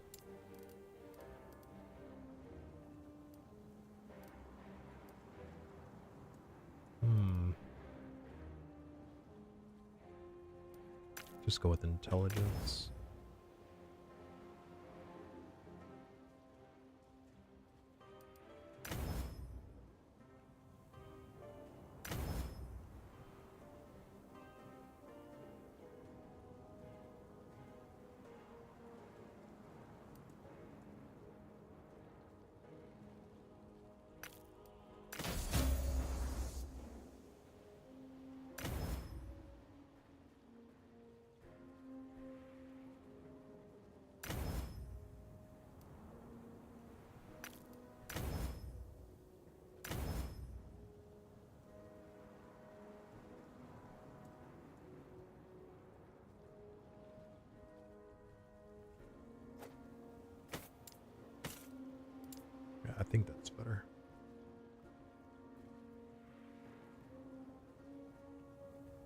Let's see.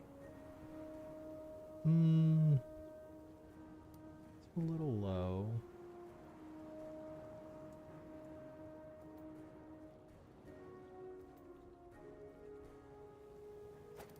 So get rid of that.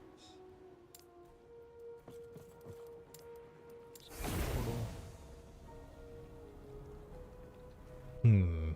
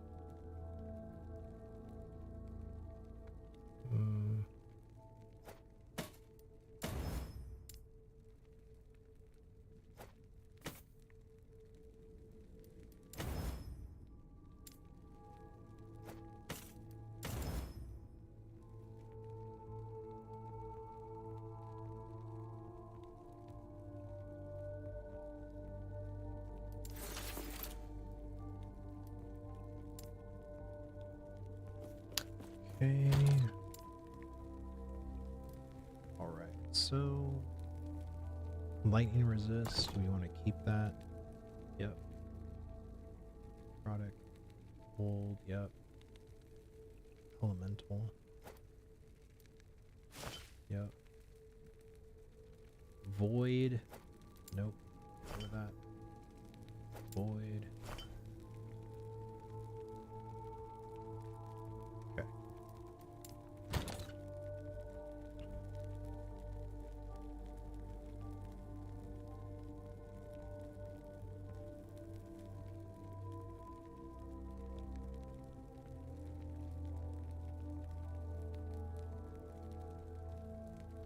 So what do I need? Fire, lightning, and poison.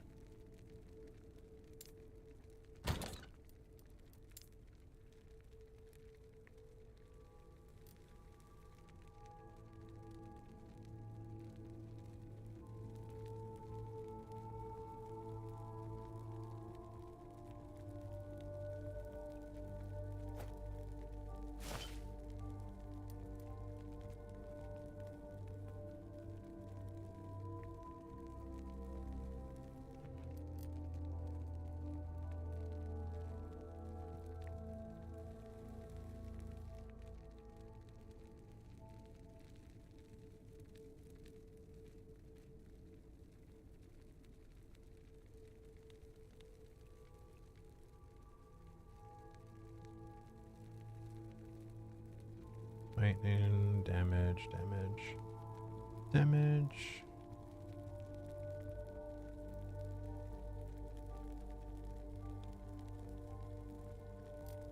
Well, it's not a lot that I can get as far as resistances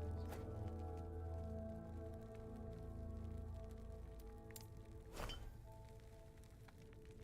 Stun duration.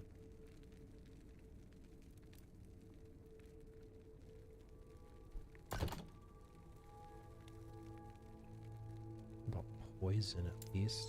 Oh.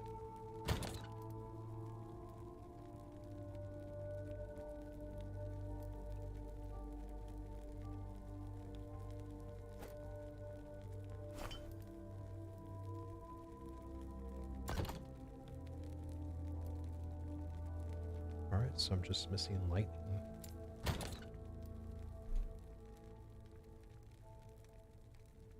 Which none of them offer anything.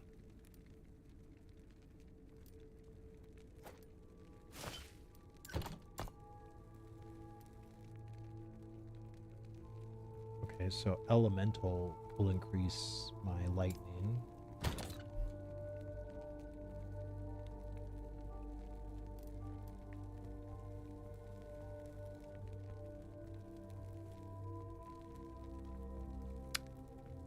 Well, shit, man.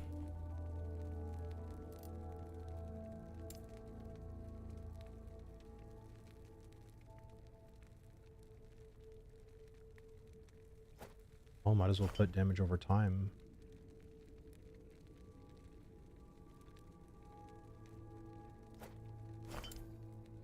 There we go.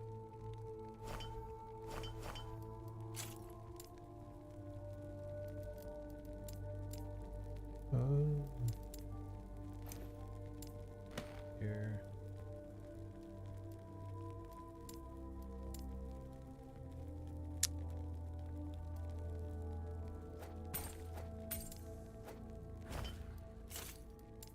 There we go. Yes. There we go.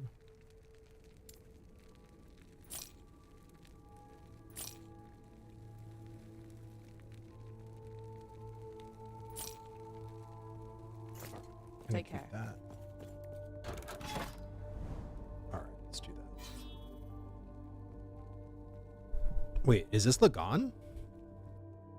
No way. Oh, I was gonna say.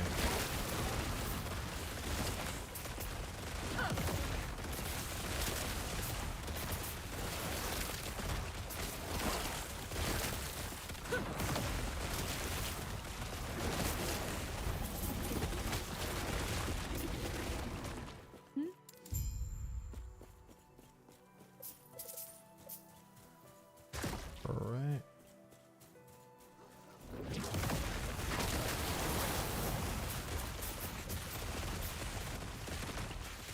Your death has come.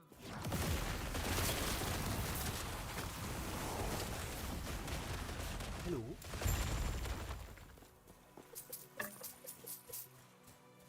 All right.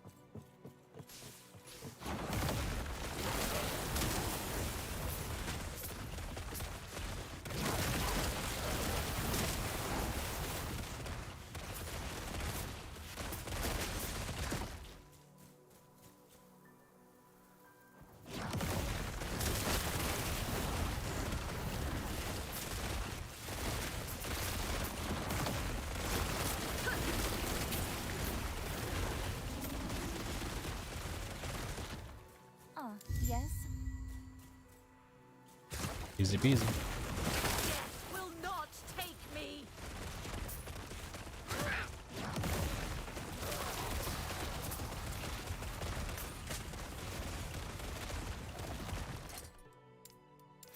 All right.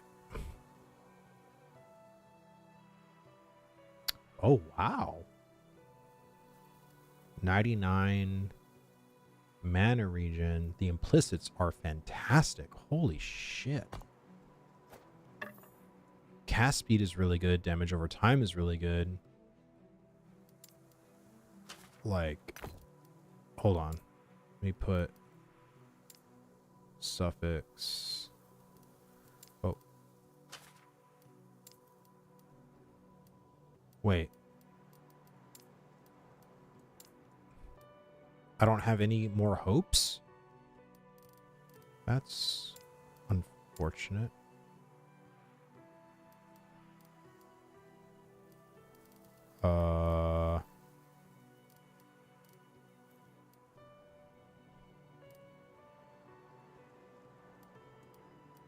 Chance to ignite.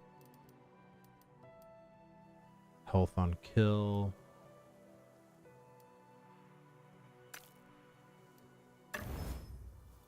Let's do health on kill. That's where it at. Okay, then chaos.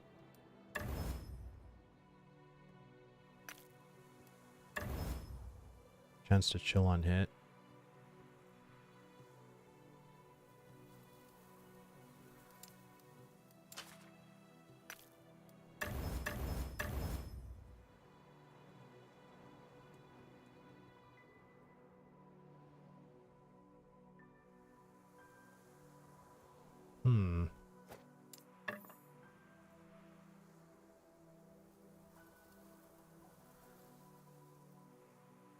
The fire damage is crap, but the cast speed... Oh no, I actually feel like this is actually better.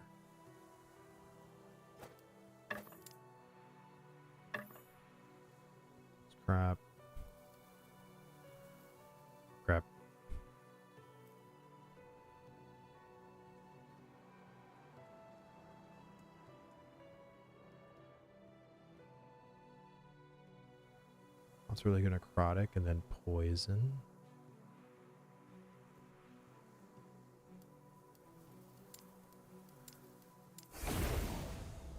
Well.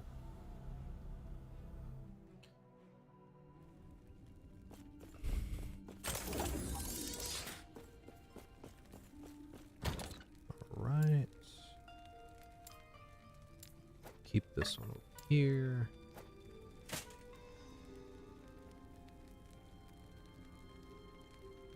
Alright, this one's intelligence.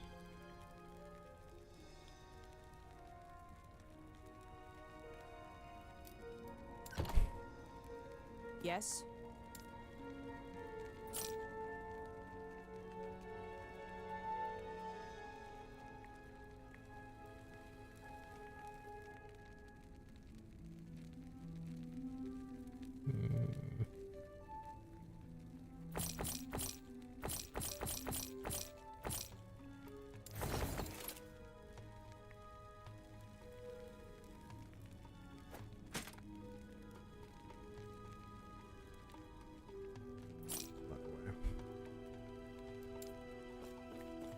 Okay.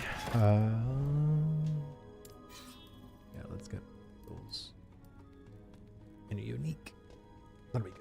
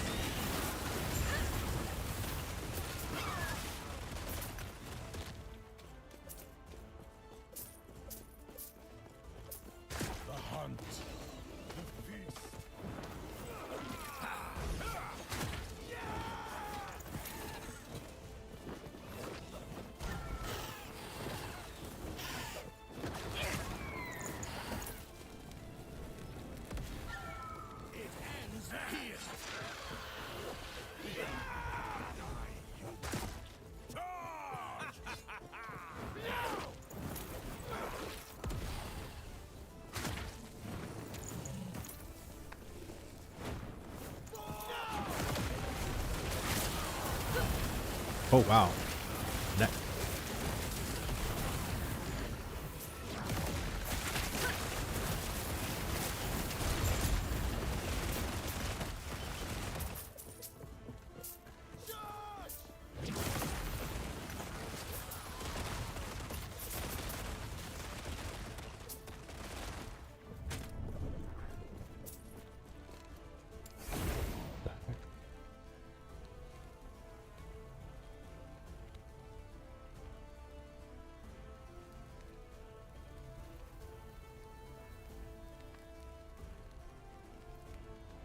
sorry, I was getting all these like texts like though something was going on. All right, what was that amulet? Oh my god, I've seen that.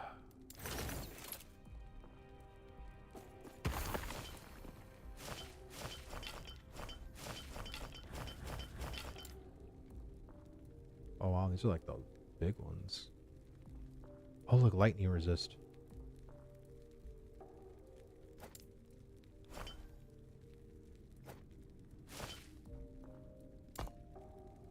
Oh wow, 1% off.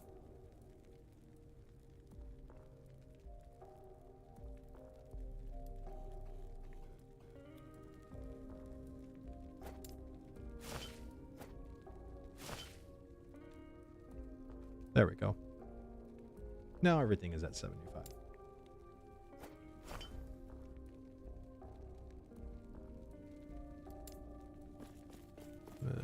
Go over here.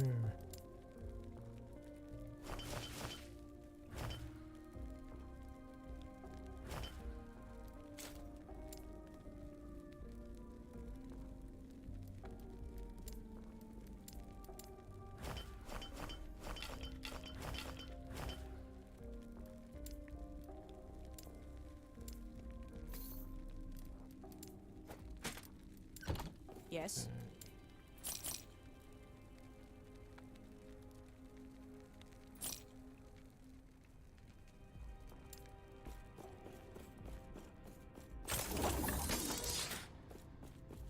Cool. All right. Come on. Please give me a good unique item. Please. Ninja Kamui? No, I have not. There's been like a list of ever-growing anime shit that me and my wife been meaning to watch. Right now, she's been wanting to watch Love is Blind, so that's when we have free time to watch something. That's what we've been watching, because that's something that's important to her. But then once we finish that, then we're gonna watch anime. So you take the good with the bad. The last anime that I finished was Mashal. Oh my god, dude. Mashal was so good. I loved that anime. It was so funny. Oh man.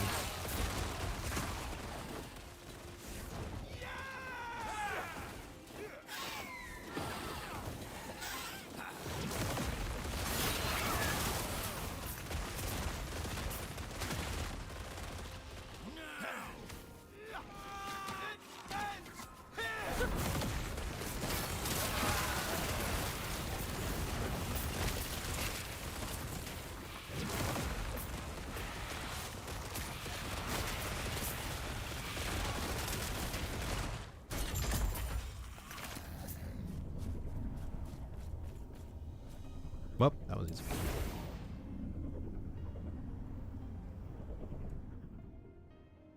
Oh,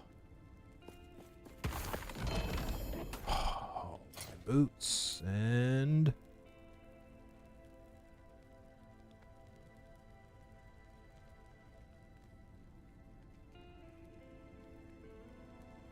18% movement speed while not channeling.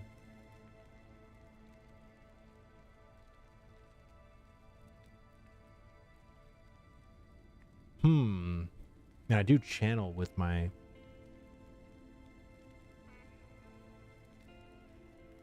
17% movement speed, 170. Oh, wow. Should I actually put these on? I think I am.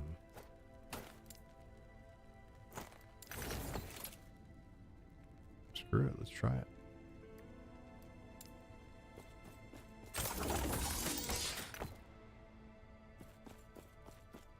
All right, let's get some glyphs. We need more glyphs anyway. I'm running low.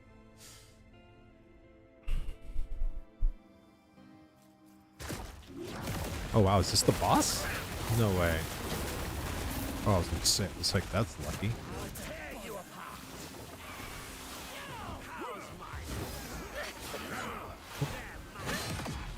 Oh god, god! Well, I guess no scrolls.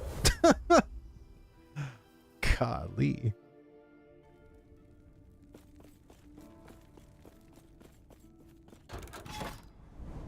It's like I can still do it to go down, but it's like, is it even really worth it after that? We can get some runes. Yeah. No, screw it. We'll get some runes instead.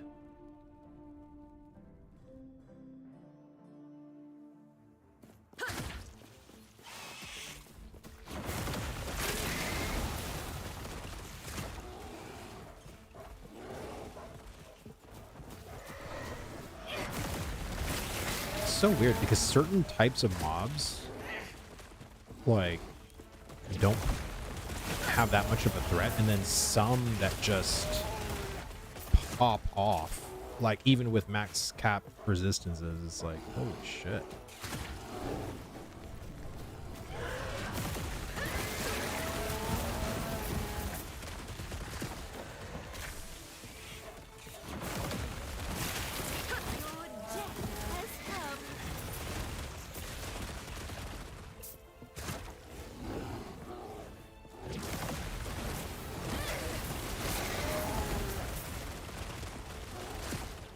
You know, I probably should play a new character for you guys.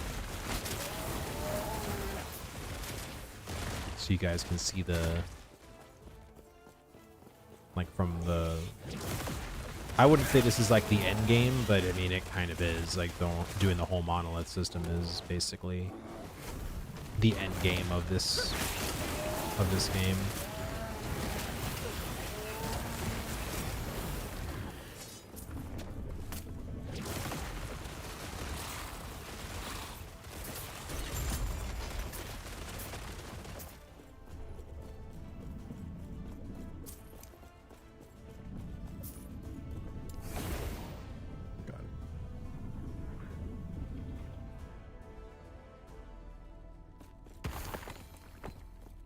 I know this shit gets pretty repetitive pretty quickly for certain people. Void damage. Minion health again.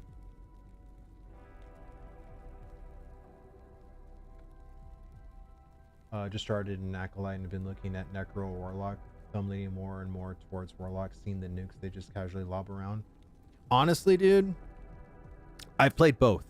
I have a Necro at 89, level 89, and then I got my Warlock that I've been playing. He's level 71. They're both fun. Like, I Lich, not so much my thing. The Reaper form, it's just it's not for me. Like I was really excited to try it, but then after playing it, it just going in and out of Reaper form just wasn't as fun as it looked. But dude, yeah, there's like the Golem Mancer you can do. There's like the poison, like there's so many variants of the Necromancer that you can go into. Fire Necro, Poison Necro, Cold Necro. It's wild. But yeah, I love the Necromancer a lot, and I also love the Warlock quite a lot too.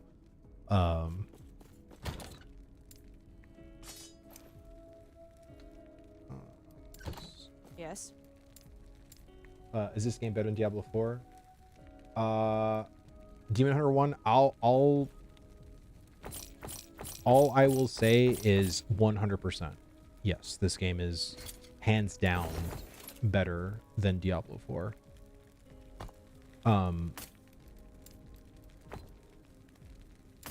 I feel like this is what people wanted from Diablo 4, paying almost 70 or even $100, like if depending on when you played it. And this game's $35, and it feels like a $70 game, in my opinion. Like, it's a ridiculously good game. And this is also speaking from someone who hates ARPGs. I don't like ARPGs. I've played Diablo 3, 4, Wolcen, Path of Exile.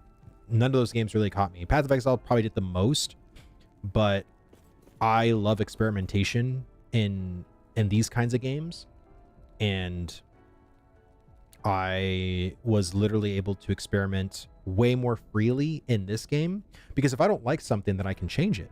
Path of Exile, your character's bricked. Like, if you're wanting to go like Lightning Sork, then everything you're doing is towards that thing. But what if you don't like Lightning Sork? Well, guess what? Start a whole new character.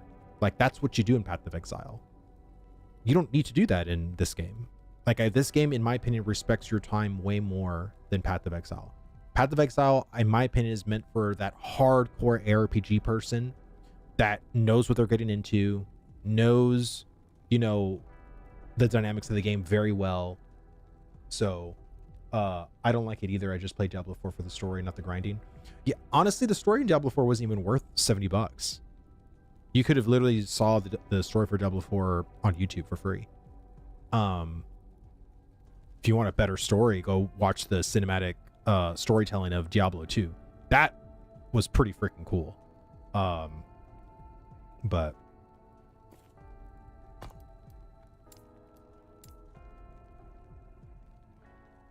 here, I'm gonna make a new character.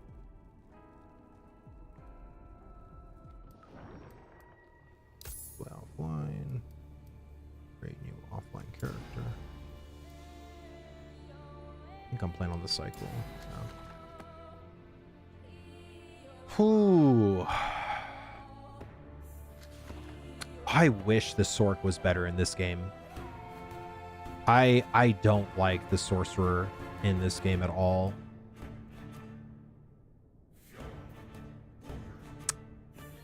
Rogue is a lot of fun. We'll say that. It is a lot of fun.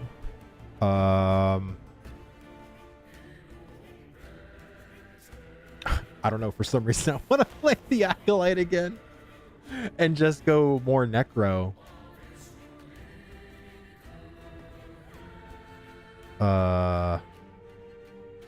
You know what? I'm gonna go Rogue and I'm gonna do Falconer. I think that would be really cool. Vlad? Oh.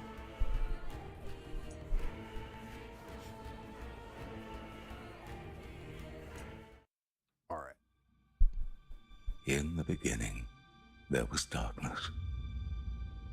Only terror, myself, and the void. I was content with nothing. She dreamt of light, of life, of humanity. We disagreed, and yet, in her world, there were gods. Majasa of the desert, Largon of the sea, Rye of the endless skies, and Hierot of the frozen tundra. But fate stole Ekera away. Without her, there was conflict, then wars. In the end, it was Rye who sought to outshine the sun that would pull the world into his flame. Caught within Rae's gaze were the Keepers, an order sworn to protect Eterra's memory and the power it still holds. They were joined by someone unexpected, a traveler, willing to walk into the flames of war. But why? Fire Nation attacked. Was it honor they sought? Power? Has anyone Redemption? saw the Or Last was Airbender this on Netflix? fate? Is it good? I've heard so many conflicting Perhaps. things.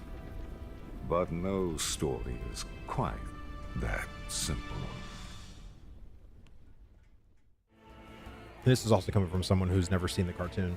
So, I don't know. I was really looking forward to the live action one, but I've never been this far from the slums. No looking back now.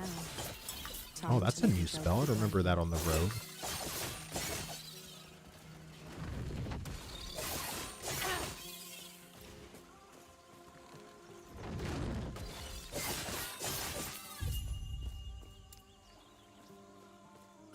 I want to. I'm so used to the Necro. I'm trying to use my movement speed boost. Oh God. Traski wishes to destroy us and steal Eterra's legacy. Jesus. Oh.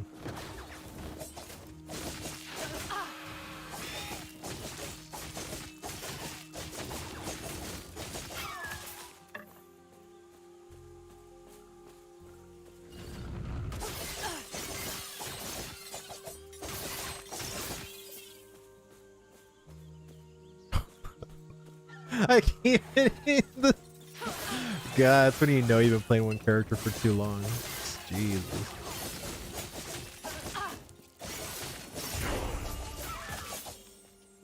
There we go.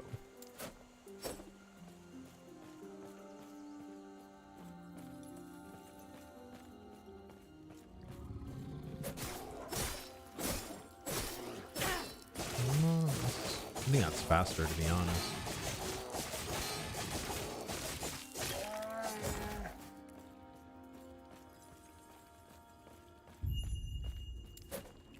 Dang, I don't remember the rogue being this weak early on.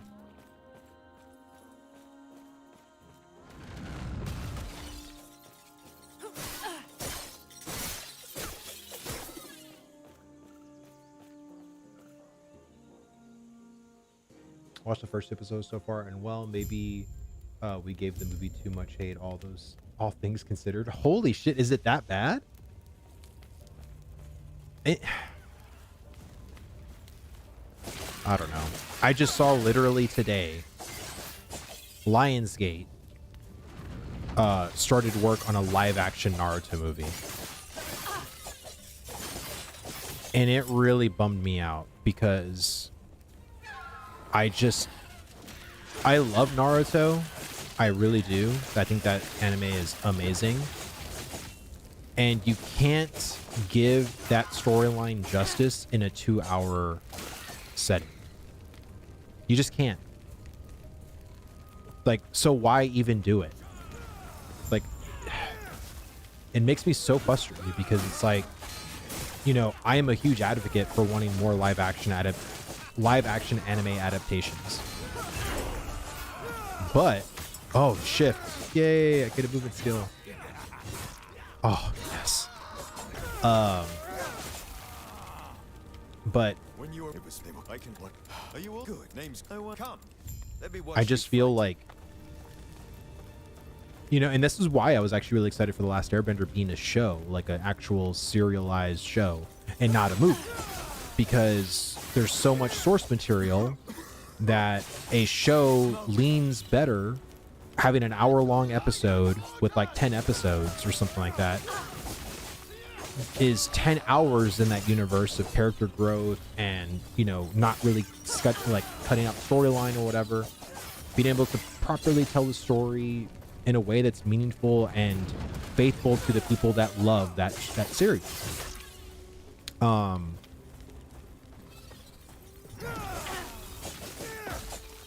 I get so disappointed because, you know, Hollywood just is going to probably put, I would say, a minimum of $100 million into this Naruto movie. And I'm telling you right now, it's going to suck. And they could have the best cast. They can, you know, do the costumes and everything really good.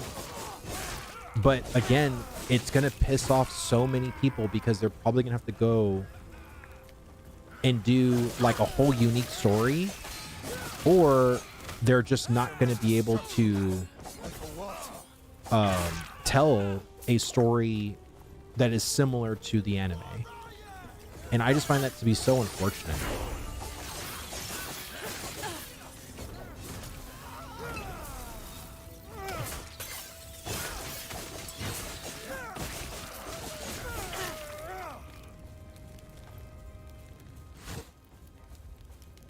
Okay, I get an actual skill.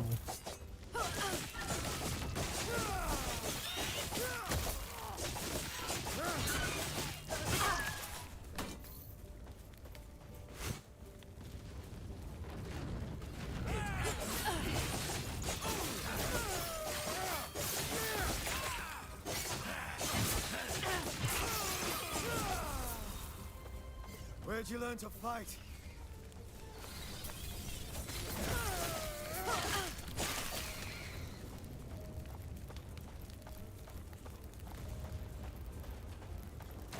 Quick, before it reaches town.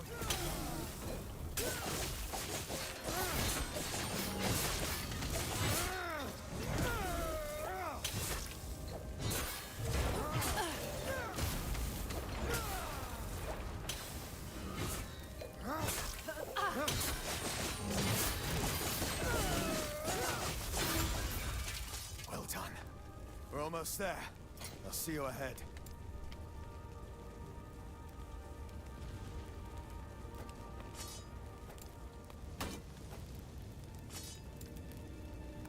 Wait, really? 10. I thought you could do wilt in this game. Can you not? Am I losing my mind?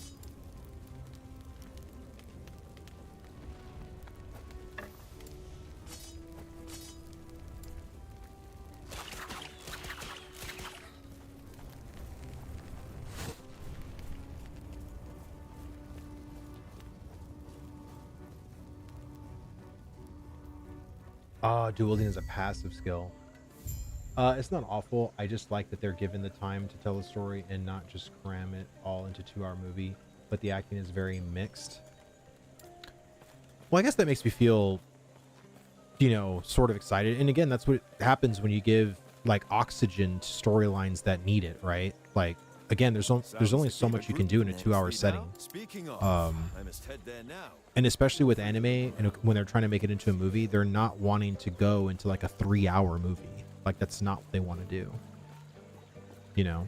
And this is why I think also when it's in the hands of people that care about the story and the property, like, I thought the live action One Piece was really good. Like, God, it was a lot of fun to watch. And again, could you imagine that same series in 2 hours? No. Like, I think, again, it would have felt very fragmented. It would have felt like you missed out on a lot of stuff, like, you know, and you don't get that much investment because you're not spending as much time with those characters. So maybe it's just like young actors or the direction they're given, but sometimes it feels like they're reading lines instead of actually speaking. Oh yeah, like I can definitely see that.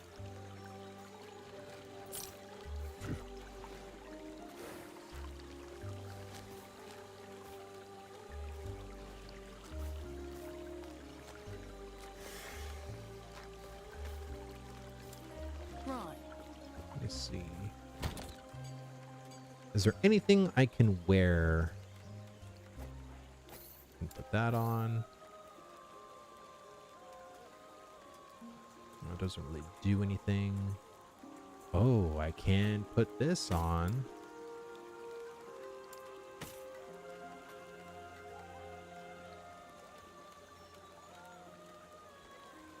Oh, yeah, I can put that bow on. Jesus. Okay. So the bow. Anything else?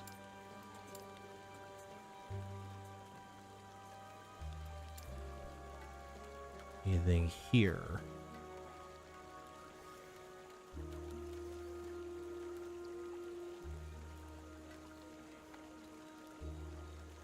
Not really. But that's still pretty damn good. SMDC here to start with. I know, right? It's the awesome thing about having alts. Ah, you. Let me get a good look at you. Yes, you. I, Galila of...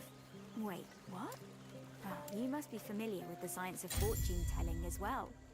Then you will not be surprised when I formally invite you to join the Circle of Fortune. I didn't even know. Oh, so once you join on one character, you can automatically join it like on your alts, like as that quickly. That's awesome. They can sure do this. This is what I mean, man. Like, this game just, like I said, it really respects your time. Puncture. I think this is the attack I want to level with for a bit. Explosive trap. That's the thing that is gonna pop off. Oh.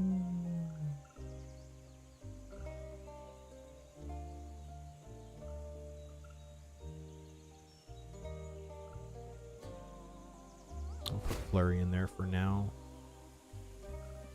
Flurry deals attack speed, more damage.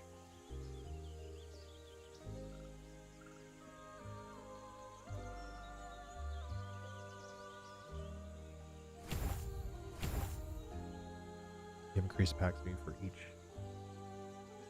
to maximum.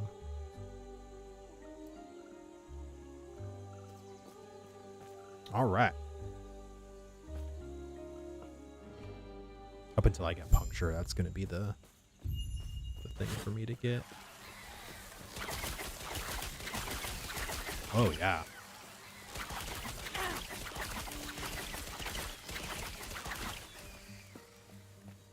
That's awesome. Too easy.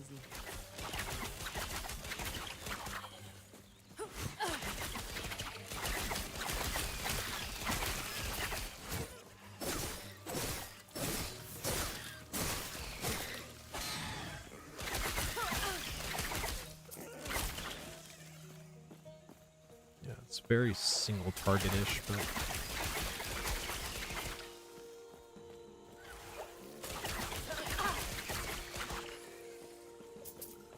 all right.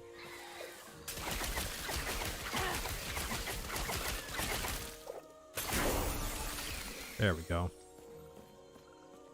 Well, that didn't last long.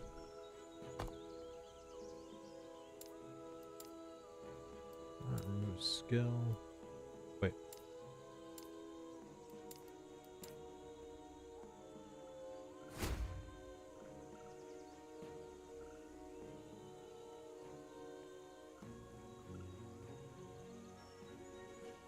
Bleed.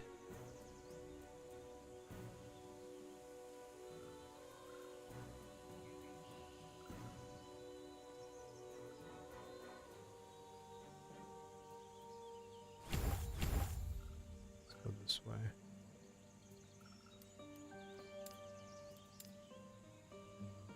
Dodge rating, poison resistance, dex and health, attack speed.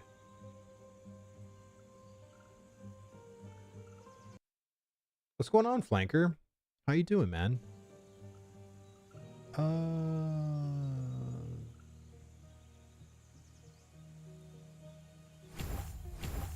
Let's get that defensive stuff.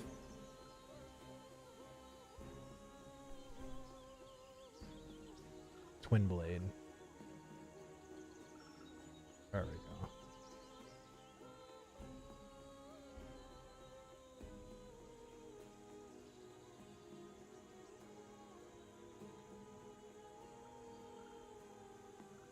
Not bad, just chilling. Good, dude. Same. Just playing some Blast Epoch.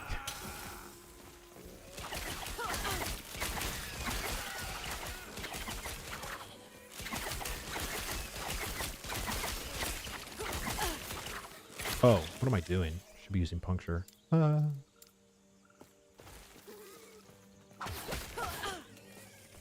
shoot.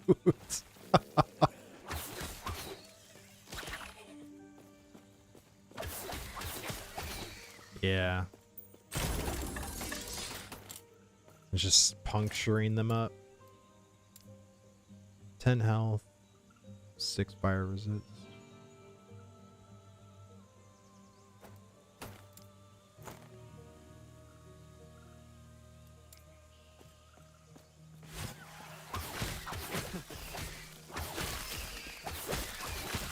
Jesus.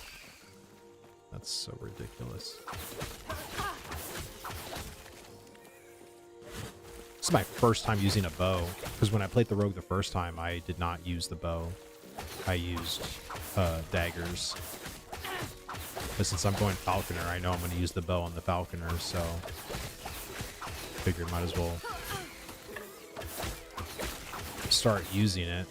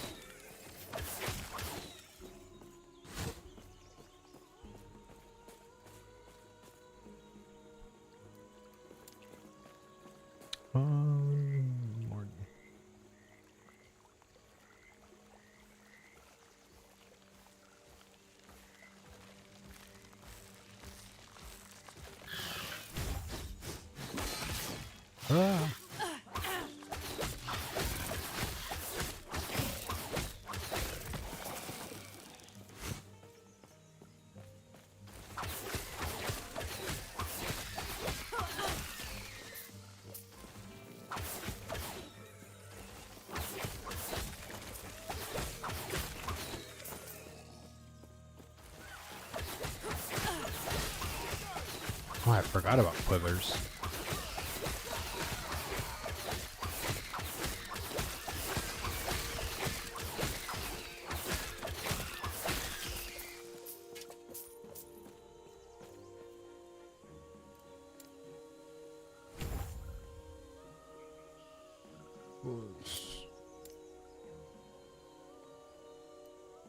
Oh, it automatically went in. 6% lightning damage.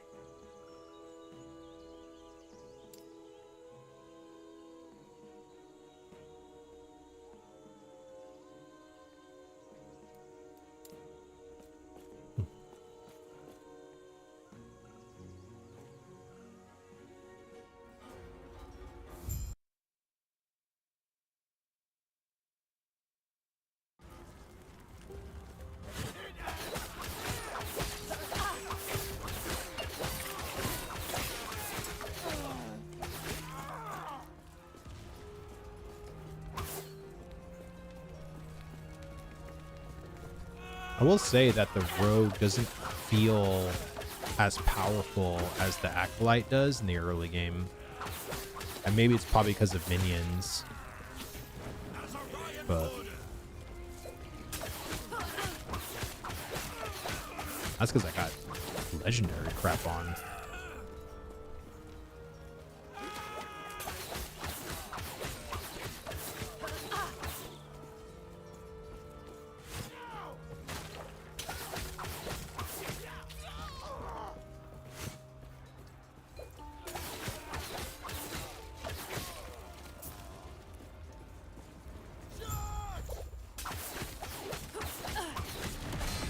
Oh god.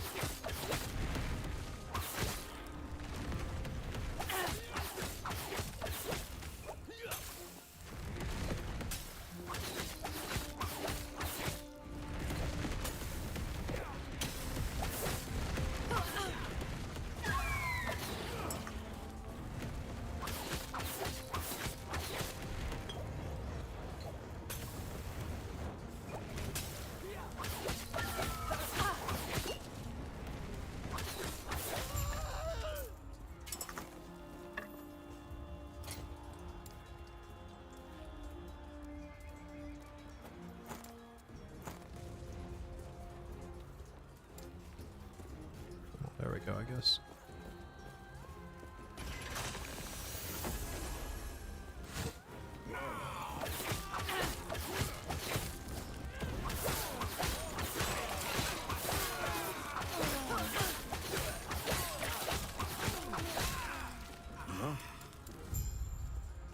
There we go.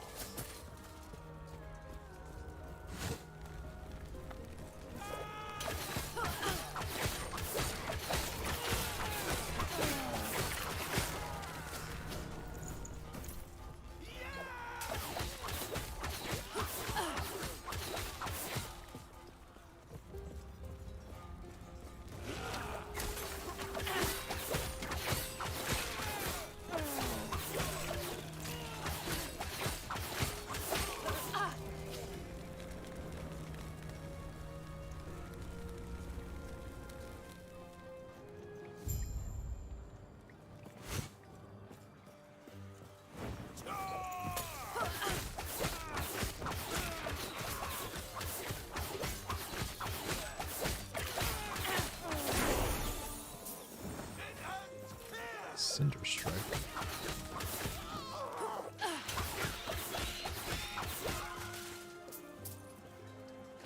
Oh.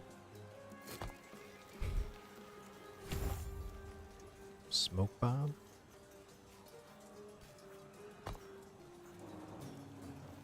Melee 3 attacks, the first being a fire explosion, damaging nearby enemies. Ooh.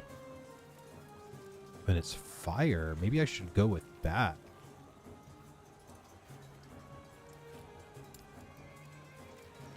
Let me just see what...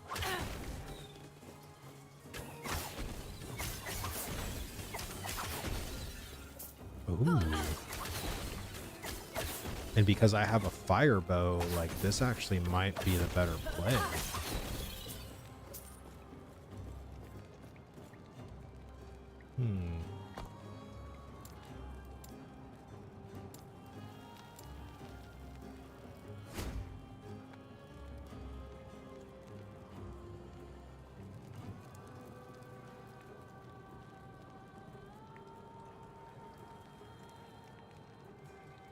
Just to blind enemies, ignite enemies.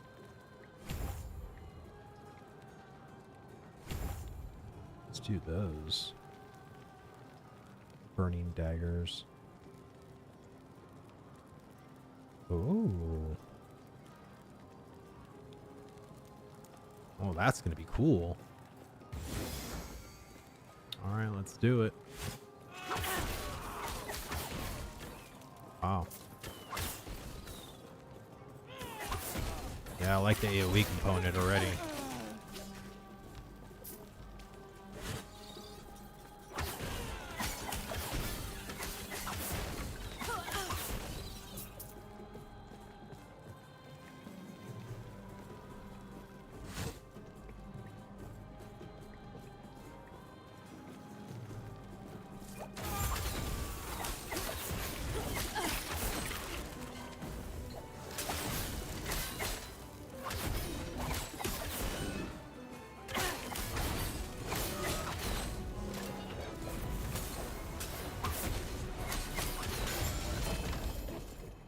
Wait, a bow? Really? It's probably the same one. Yep. And the one I have has legendary potential. Yeah, the one I have equipped is a better... It's a better bow.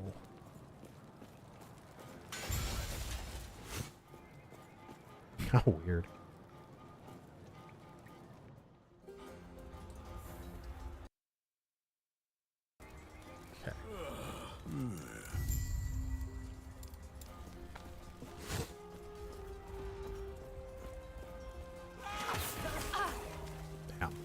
Yeah, this is a way better, especially with this bow.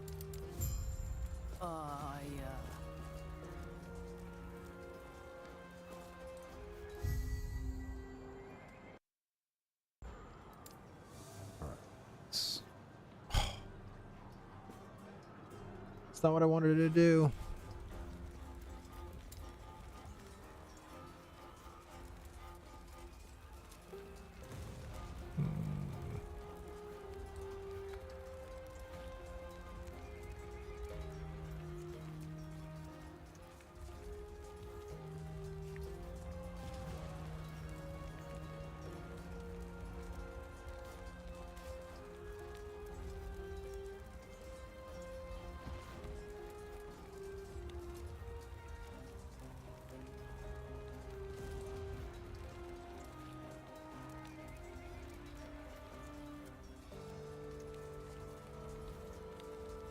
Wow.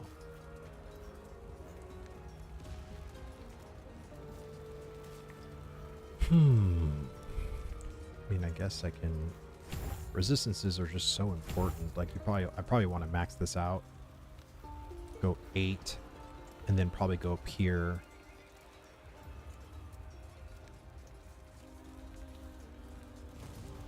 Probably just should follow a guide. But I like figuring it out on my own. That's what makes it fun.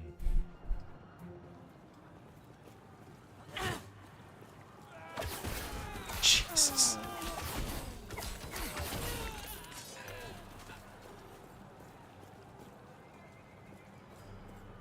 Dark. Oh my god.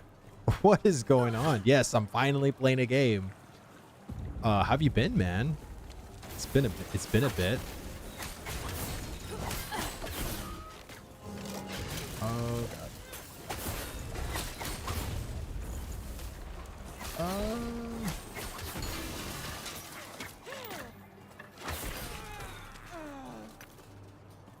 There we go. Oh. This way. Oh yeah. The death is the drink. Tread carefully.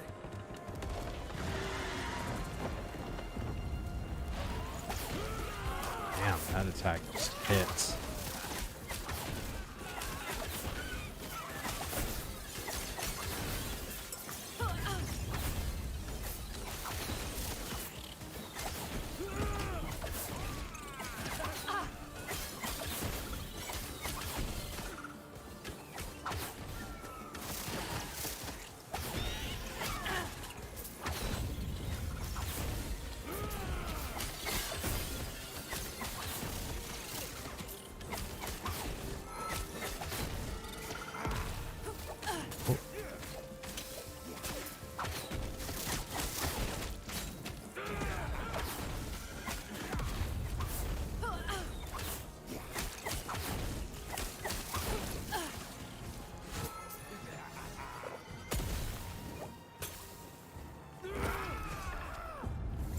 Note here, it isn't safe.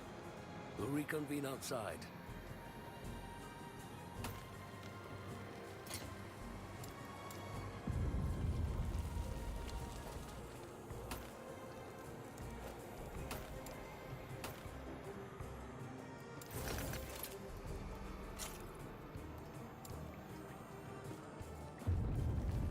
Go.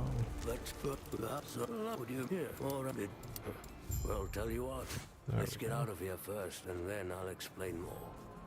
These beast dogs are hardly worth it if you don't know why Orion is after us.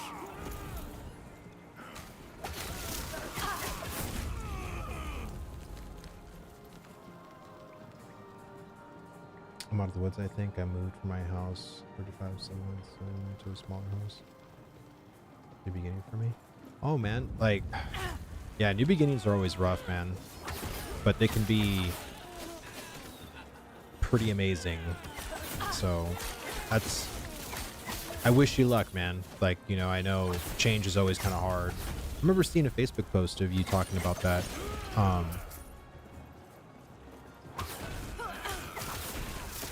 Sorry, I'm all concentrated on the game. Yeah, I hope it's been working out for you, dude.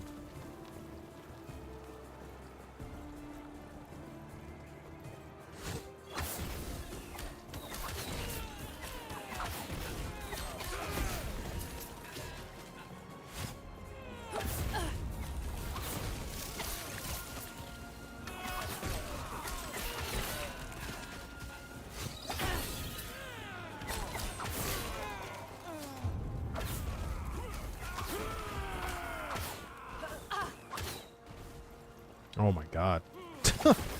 Well, I mean, you still live in Cali, right?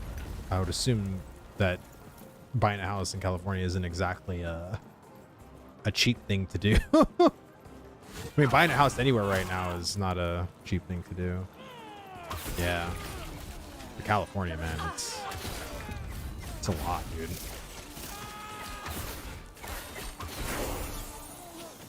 Yeah.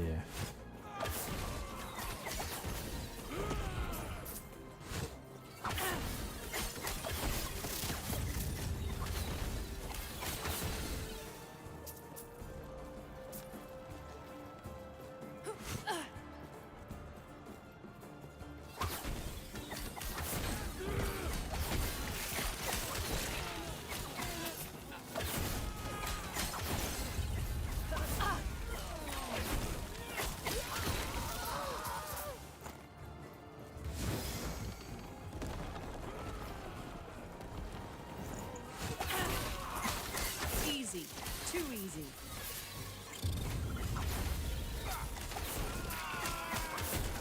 There we go.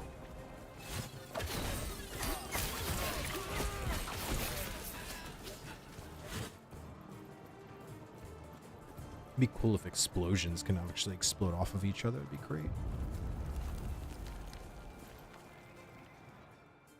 I'm renting a small house / bungalow.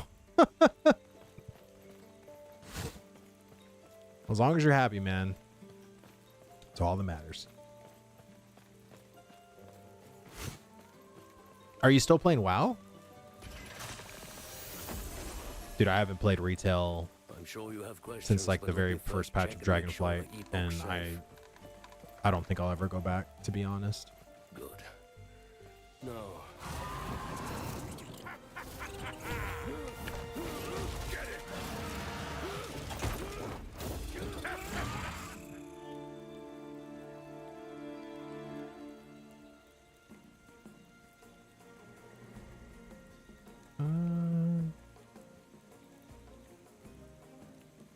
poison.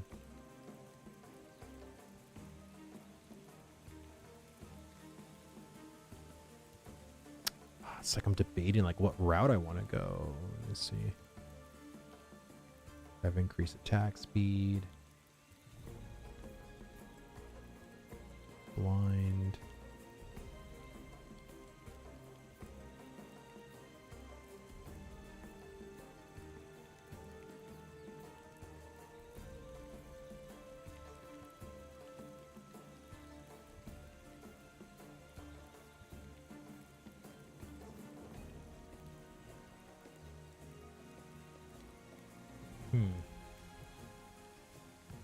What's your thoughts on this game? I'm thinking of spending my evening playing it. Worth $35? Abso-freaking-lutely, dude. I would play in offline mode, you know, until they've, you know, hammered out all the server stuff. But dude, yeah, it's definitely worth $35. To me, I think they're selling you at a, like, you know, if you're in a business, right, and there's like retail price and there's at cost priced. In my opinion, they're selling this game at cost. This game should not be $35, but they're selling you for $35. Just again, my opinion, but yeah, this game is definitely worth the money.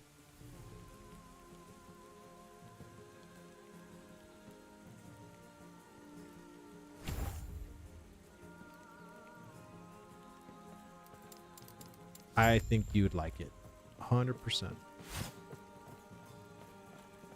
I don't think there's anything over here. Oh, no, it's just a treasure chest.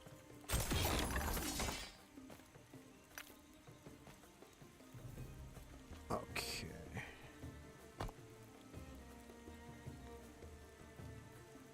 I'm still, am I still playing WoW here and there? Restarted hardcore WoW with some current former colleagues getting back into retail.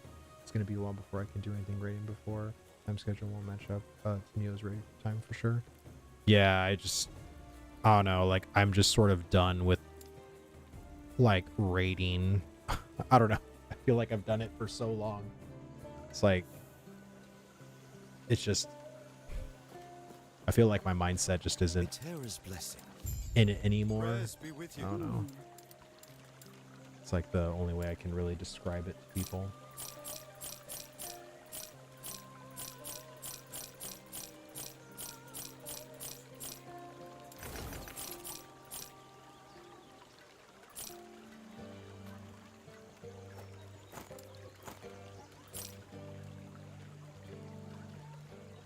I think I'm just gonna sell this one. Like, why do I need two?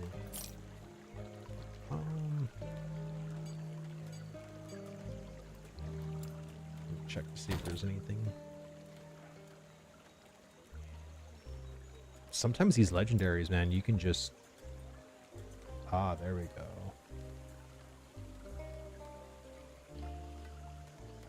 See, that's really good. Oh, I can wear this belt.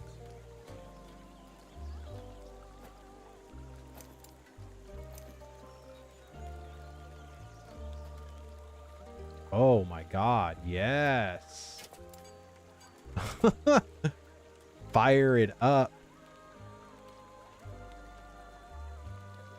I can just wear these hands.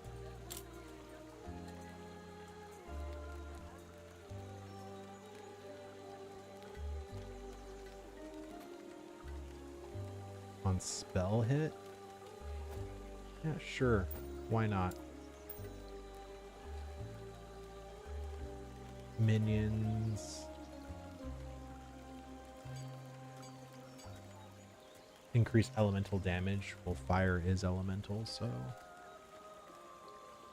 probably could wear that. This actually might be better. Yeah, let's wear it.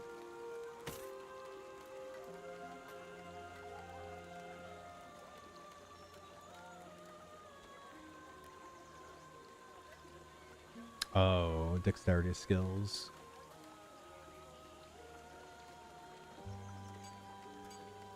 I had to stop raiding retail since March, April just because of this situation. Christine was actually a lot of content retail. Yeah, I'm kind of just done with the retail like loop. I've done that game loop for so much. It's just kind of ridiculous. Zenmark, this is literally, I'm going to do the bow rogue, but I'm going to end up being a falconer. So I think that's more of what I'm going to end up doing.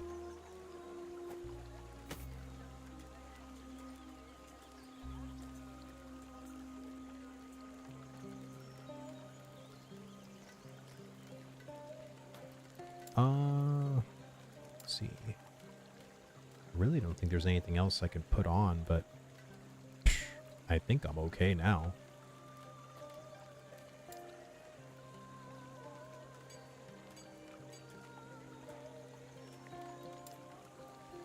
Okay. Yeah. Right. Oh, crap.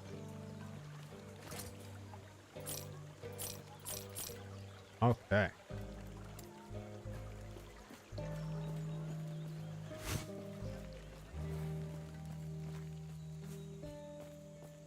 Everything. What? That and what? That must we have. There can. Are you? You'll stay safe, stay alive, and bring Balthus back. See, I don't.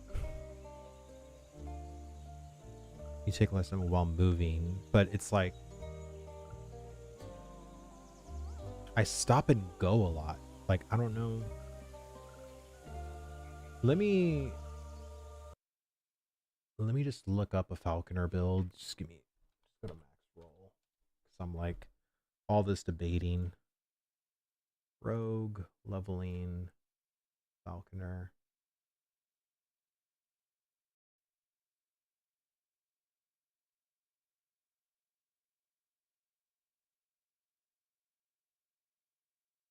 Multiple button build, recoveries relying on attacking.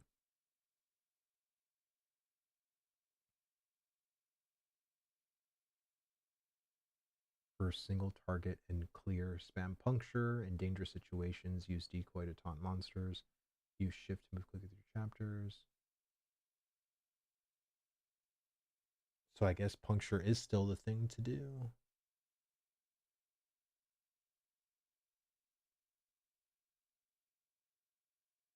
Key leveling notes. Keep your character at the area. Okay, collect loot. Serves.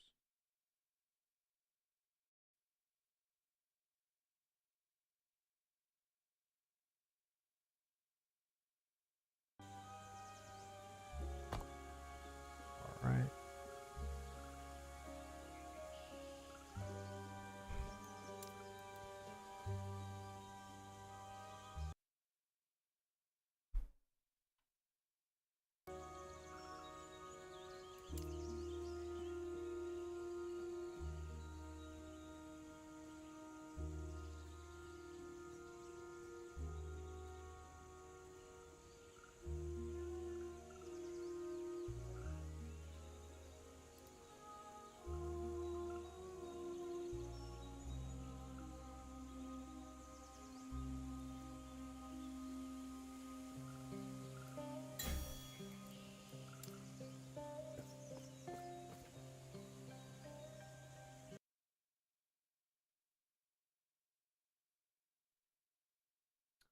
All right. And then let's go to passive and skills. Oh, wow. Okay, so it does want me to get... Oh. It doesn't want me to get all into poison. It wants me to get... Man, usually that's what they always want, but they want 5 into dexterity. Okay. I don't... Oh, I can. Might as well fix it now.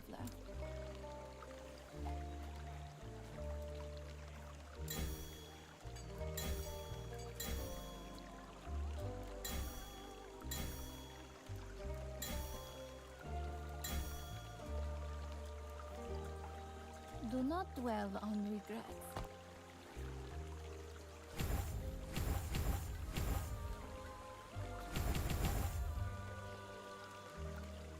Okay.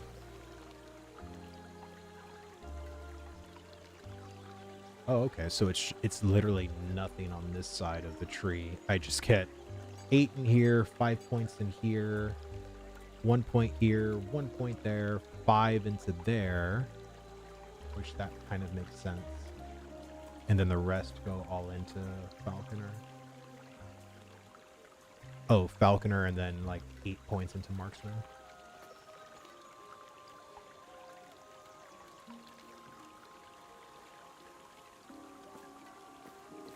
Okay.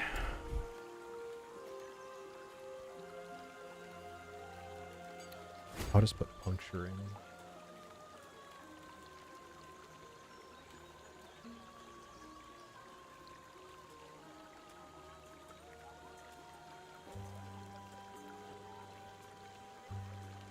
Before unlocking puncture, use two-handed weapons like lighted bastard of the sword, with chance to bleed and chance to net on hit.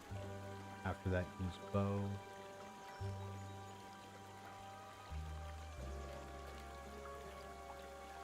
Okay.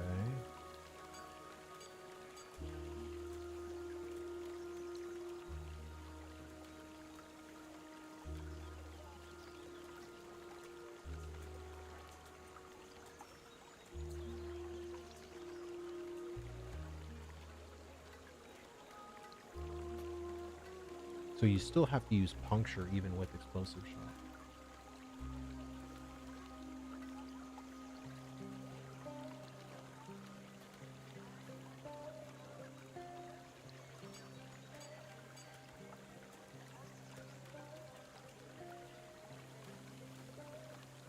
It's so weird. Then why isn't puncture on the ability bar? You got explosive trap, you got shift, falconry, dive bomb, and smoke bomb.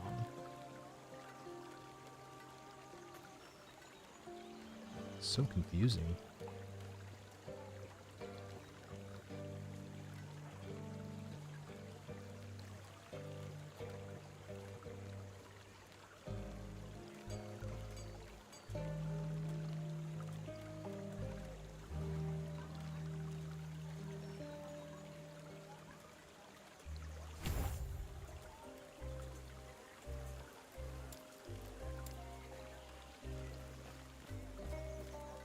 It's all so confusing, but it's okay.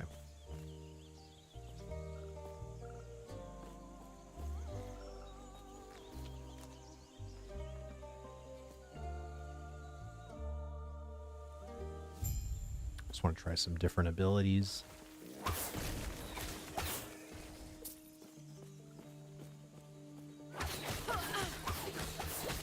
So I feel like, I don't know, I feel like this ability, look at that. I think this ability is just better with based on the bow that I have and stuff.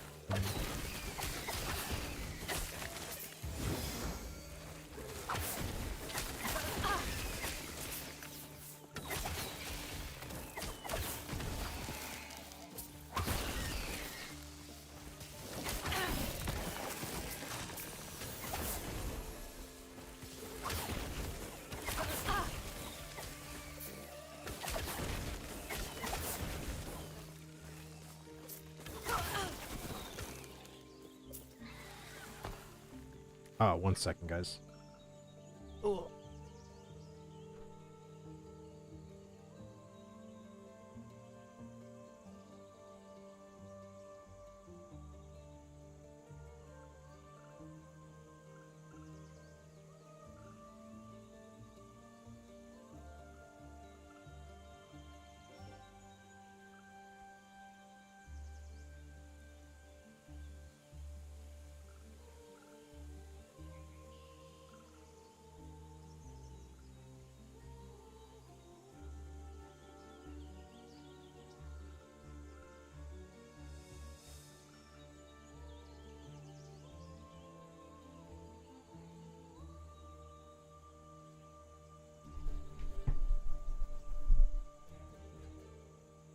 Oh, all right, guys. Well, I gotta dip out. I gotta do some baby things. But thank you guys so much for watching. I hope you liked the stream. I just wanted to play a game today since I didn't get to stream yesterday because I hung out with the wife. But you guys have an amazing weekend. I'll see you guys on the next one. Later, guys.